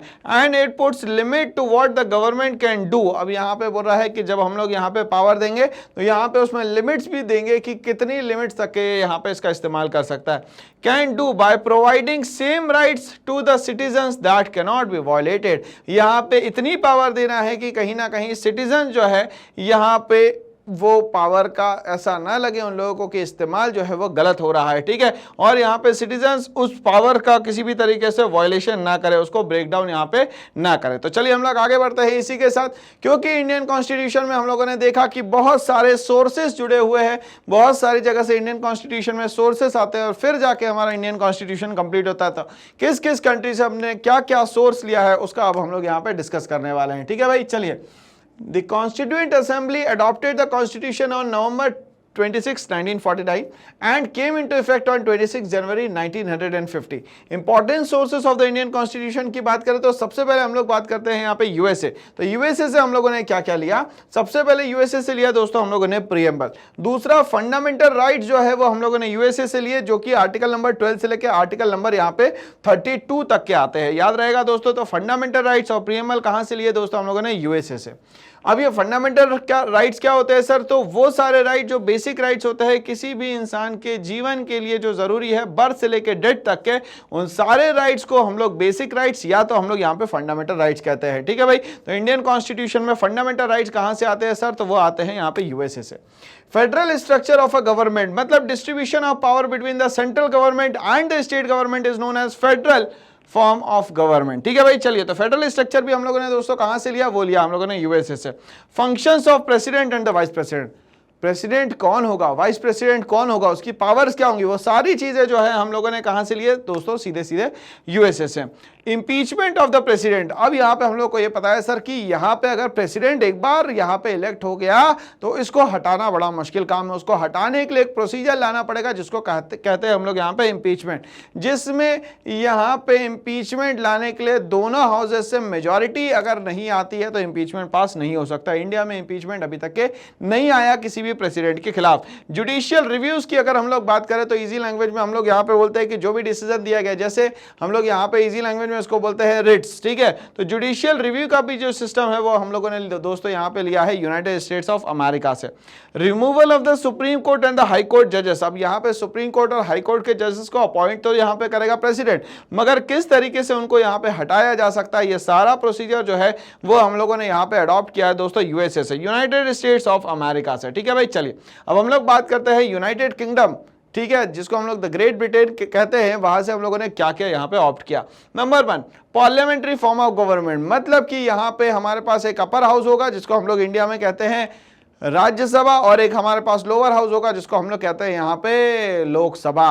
राज्यसभा में टोटल मिला के मेंबर जो है वो हो गए 250 और अगर हम लोग यहाँ पे लोकसभा की बात करें तो यहाँ पे टोटल जो मेंबर होंगे वो होंगे 552। ये मैं टोटल सीट्स की बात कर रहा हूँ जो कि 2026 तक के चेंज नहीं होने वाली है। ठीक है भाई, चलिए यहाँ तक के क्लियर है।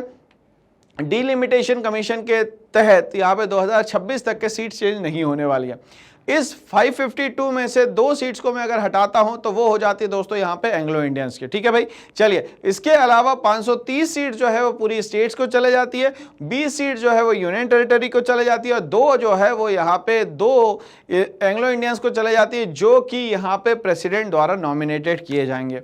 इसी तरीके से अगर राज्यसभा की अगर मैं बात करूं तो राज्यसभा में 250 सीट्स में से, ध्यान से सुनिएगा, 250 सीट्स में से 12 सीट्स जो है अलग अलग फील्ड के जो धुरंधर होते हैं उनके लिए चले जाती है। तो टोटल मिला के देखा जाए तो हमारे पास अब यहाँ पे 238 सीट्स होंगी। ठीक है भैया, 12 मेंबर जो है ये नॉमिनेटेड होंगे प्रेसिडेंट ऑफ इंडिया के थ्रू। ठीक है भाई, चलिए यहाँ तक है क्लियर। बट करेंटली यहाँ पे जो सीट्स है वो है यहाँ पे 545 और उधर है 245। ठीक है, 245 में से 12 माइनस करेंगे तो बचेगा 233 सीट्स और यहाँ पे हम लोग अगर मान लेते हैं 545 में से माइनस करेंगे दोस्तों 2 तो यहाँ पे 543 सीट्स। तो इलेक्शन जो है डायरेक्ट इलेक्शन लोकसभा के 543 सीट्स पे होंगे, 2 जो है वो यहाँ पे एंग्लो इंडियंस होंगे। ठीक है भाई, चलिए तो यूनाइटेड किंगडम से हम लोगों ने ऑप्ट किया यहाँ पे पार्लियामेंट्री फॉर्म ऑफ गवर्नमेंट, फिर हम लोगों ने ऑप्ट किया यहाँ सिंगल सिटीजन। तो अगर मान लेते हैं कोई पर्सन इंडिया का सिटीजन है और दूसरी कंट्री की वो सिटीजनशिप ले लेता है तो ऑटोमेटिकली उसकी इंडिया की सिटीजनशिप जो है वो यहाँ पे डिसॉल्व हो जाती है। रूल ऑफ लॉ की हम लोग बात करें आर्टिकल नंबर 14 में कि अब हम लोग यहाँ पे किस तरीके से रूल्स को बना सकते हैं। बाय कैमरल सिस्टम, कहीं ना कहीं गवर्नमेंट का डिवीजन जो है वो 2 पार्ट्स में होगा, ये बाय कैमरल सिस्टम कहलाता है। ठीक है भाई, यूनिकैमरल सिस्टम हमारे यहाँ पे नहीं है। चाहे हम लोग बात करते हैं अब source of the constitution, Indian constitution में कनाडा से हम लोगों ने क्या क्या लिया, quasi federal form of government. तो यहाँ पे फेडरल फॉर्म ऑफ गवर्नमेंट मतलब 2 टियर फॉर्म ऑफ गवर्नमेंट तो थी हमारे पास, 3rd टियर ऑफ गवर्नमेंट को भी हम लोग यहाँ पे जोड़ने की बात कर सकते हैं। Distribution of powers between central government and the state government, कहीं ना कहीं यहाँ पे डिविजन ऑफ पावर की ही बात कर रहे हैं कि यहाँ पे कितना पावर सेंट्रल गवर्नमेंट के हाथ में होगा, कितना पावर जो है स्टेट गवर्नमेंट के हाथ में होगा, ये हमें बताया गया। इंडिया में इसी पावर के डिस्ट्रीब्यूशन के लिए हम लोगों ने बनाई है यहाँ पे यूनियन लिस्ट, स्टेट लिस्ट और यहाँ पे बनाई कॉन्करेंट लिस्ट। बात करेंगे हम लोग यहाँ पे रेसिडुअल पावर्स की, जो एक्स्ट्रा पावर्स होती है, जो रेसिडुअल पावर्स होती है retained by the central government, जो भी एक्स्ट्रा पावर्स होगी वो सारी हमेशा होगी सेंट्रल गवर्नमेंट के हाथ में। और सेंट्रल गवर्नमेंट में यहाँ पे इलेक्टेड मेंबर जो हाईएस्ट पोस्ट पे होता है उसको बोलते हैं prime minister of India. Ireland से हम लोगों ने यहाँ पे ऑप्ट करे दोस्तों directive principles of the state policy, DPSP. ये डीपीएसपी ये कहता है कि हर स्टेट जो है एक वेलफेयर स्टेट होना चाहिए। तो वेलफेयर स्टेट बनाने के लिए जो भी रूल, जो भी रेगुलेशंस यहाँ पे बनाना है वो यहाँ पे स्टेट लिस्ट में स्पेसिफाई है। At the time of the constitution, at the framing of the constitution there are only 66 subjects. तो 66 सब्जेक्ट्स में पूरा डिफाइन था कि कोई भी स्टेट यहाँ पे किस तरीके से वेलफेयर स्टेट बन सकता है। ठीक है भाई, चलिए बात करते हैं हम लोग यहाँ पे nomination of members to Rajya Sabha. चलिए ठीक है, तो यहाँ पे जो मेंबर है राज्यसभा में, जो 12 मेंबर जो नॉमिनेटेड होकर जाएंगे by the president of India, वो किस प्रोसीजर के थ्रू जाएंगे ये हम लोगों ने अपॉइंट किया। कहां से ऑप्ट किया दोस्तों, तो वो करा यहाँ पे आयरलैंड से। इलेक्शन ऑफ द प्रेसिडेंट, हमारे यहाँ इलेक्शन जो प्रेसिडेंट का होता है वो हम लोगों ने आयरलैंड से यहाँ पे लिया, जिसको हम लोग बोलते हैं सिंगल ट्रांसफरेबल वोट सिस्टम। ठीक है भाई, चलिए पूरा इलेक्टोरल कॉलेज बनता है, उसके थ्रू यहाँ पे प्रेसिडेंट का क्या होता है, इलेक्शन होता है। ठीक है भाई, चलिए अब हम लोग बात करेंगे यहाँ पे फ्रांस की, Republic and the ideals of liberty. अब यहाँ से फ्रांस से हम लोग क्या लेते हैं दोस्तों, हम लोग को ये पता है कि वहां पे हुआ था फ्रेंच रेवोल्यूशन, और फ्रेंच रेवोल्यूशन का जिस्ट जो है वो कहता है लिबर्टी, इक्वालिटी एंड फ्रेटर्निटी की बात। उसी तरीके से हम लोगों ने फ्रांस से ऑप्ट किया सबसे पहले रिपब्लिक सिस्टम, कि यहाँ पे जो भी पोस्ट होगी उस पर एक इलेक्टेड मेंबर आएगा और इलेक्टेड मेंबर होगा यहाँ पे इलेक्शन के थ्रू, जो कि हम लोग सेंट्रल लेवल पे अगर हम लोग बात करें तो चीफ इलेक्शन कमिश्नर जो है पूरा का पूरा इलेक्शन संभालता है, और अगर स्टेट लेवल पे बात करें तो स्टेट इलेक्शन कमीशन इसको संभालता है। तो कंट्री रिपब्लिक है, मतलब यहाँ पे जो हेड ऑफ द स्टेट होगा वो हमेशा इलेक्टेड होगा और ये हेरिडिटरी नहीं होना चाहिए। ठीक है भाई, लिबर्टी का मतलब सीधा सीधा यहाँ पे फ्रीडम है, दूसरा यहाँ पे इक्वालिटी की बात करेंगे और तीसरा हम लोग बात करेंगे यहाँ पे फ्रेटर्निटी की। मतलब कि यहाँ पे फ्रेटर्निटी का होता है ब्रदरहुड, मिलजुल के यहाँ पे रहना कहलाता है क्या दोस्तों, यहाँ पे फ्रेटर्निटी। क्या कहलाता है दोस्तों, यहाँ पे फ्रेटर्निटी। चलिए अब हम लोग बात करते हैं हमारे इंडियन कॉन्स्टिट्यूशन का एक और सबसे बड़ा सोर्स जो है गवर्नमेंट ऑफ इंडिया एक्ट 1935, जिसमें कहा गया कि हमारा इंडिया जो है यहाँ पे एक फेडरल स्कीम लाएगा जिसमें The power is divided in between the central government मतलब यूनियन गवर्नमेंट और स्टेट गवर्नमेंट। प्रोविंशियल ऑटोनॉमी होगी भैया यहाँ पे, ठीक है। पब्लिक सर्विस कमीशन होंगे यहाँ पे, पब्लिक सर्विस कमीशन होंगे मतलब लोगों के लिए यहाँ पे सिलेक्शन के थ्रू यहाँ पे ऑफिसर्स बनाए जाएंगे, ब्यूरोक्रेट्स बनाए जाएंगे। ऑफिस ऑफ द गवर्नर होगा, हर स्टेट में एक ऑफिस होगा गवर्नर का। जुडिशियरी होगी यहाँ पे जो कि पनिशमेंट देने का काम करेगी और कहीं ना कहीं डिसिप्लिन मेंटेन करवाने का काम करेगी। एडमिनिस्ट्रेटिव डिटेल्स होंगी यहाँ पे, सारी चीजों का डिटेल देना यहाँ पे जरूरी है, ठीक है भाई। चलिए तो ये था गवर्नमेंट ऑफ इंडिया एक्ट 1935। अब हम लोग बात करेंगे यहाँ पे साउथ अफ्रीका की। क्या है साउथ अफ्रीका से हम लोगों ने क्या लिया? Procedure for amendment of the constitution, आप लोग को याद है आर्टिकल नंबर 368 जो कि यहाँ पे अमेंडमेंट के लिए यूज होता है। तो अमेंडमेंट कॉन्स्टिट्यूशन में करेंगे हम लोग किसके सोर्स के थ्रू, तो वो रहेगा सर यहाँ पे South Africa. Election of the Rajya Sabha members, अब आप लोगों को पता है कि राज्यसभा जो है जिसको हम लोग यहाँ पे बोलते हैं काउंसिल ऑफ स्टेट्स या तो बोलते हैं अपर हाउस, ये हमेशा एक परमानेंट हाउस है जिसमें किसी भी पर्सन को लगभग 6 सालों तक के वहां पे रहने को मिलता है। हर 2 साल में 1/3 मेंबर जो है वो क्या होंगे दोस्तों, यहां पे रिटायर होंगे, ठीक है भाई। चलिए एक और बात याद रखिएगा, राज्यसभा मेंबर बनने के लिए लगभग आपको 30 साल की उम्र होना जरूरी है, आपके खिलाफ कोई भी क्रिमिनल केस ना चल रहा हो और यहाँ पे आप इंडिया के सिटीजन होना जरूरी है और किसी भी ऑफिस ऑफ प्रॉफिट पे यहाँ पे ना हो, अगर हो तो उस पोस्ट को आपको यहाँ पे छोड़ना पड़ेगा दोस्तों, ठीक है भाई। चलिए आगे बढ़ते हैं इसी के साथ। जर्मनी की बात करें, जहाँ का जो पार्लियामेंट है जिसको हम लोग यहाँ पे वेमर कॉन्स्टिट्यूशन भी बोलते हैं। इमरजेंसी के प्रोविजन जो है इंडिया ने कहां से लिए दोस्तों, तो वो लिए जर्मनी से। और आपको पता है इंडिया में 3 तरीके की इमरजेंसी है, आर्टिकल 352, आर्टिकल 356 और आर्टिकल नंबर 360।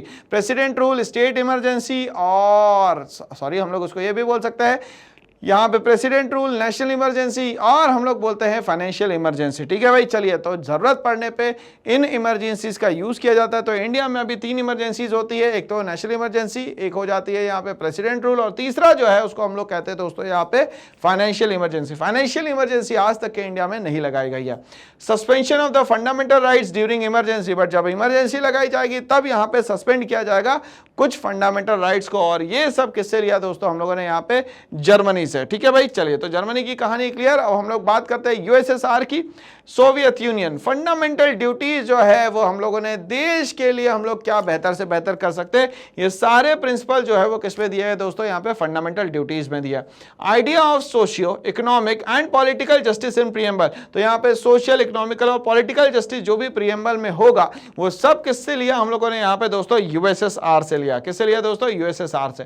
तो 10 सोर्स पे आते हैं जो है हमारा ऑस्ट्रेलिया। ऑस्ट्रेलिया से हम लोगों ने लिया फ्रीडम ऑफ ट्रेड, मतलब कि यहाँ पे हम लोग बात करते हैं कि ट्रेड ऐसा हो जिसमें हम लोग यहाँ पे बायलैटरल सिस्टम यूज करें और यहाँ पे कोशिश करें कि एक दूसरे से टैक्स, एक दूसरे से यहाँ पे जो कस्टम ड्यूटीज है, कस्टम बैरियर से, ये सारे खत्म करते हुए ट्रेड को बहुत ज्यादा तेजी से बढ़ाएं।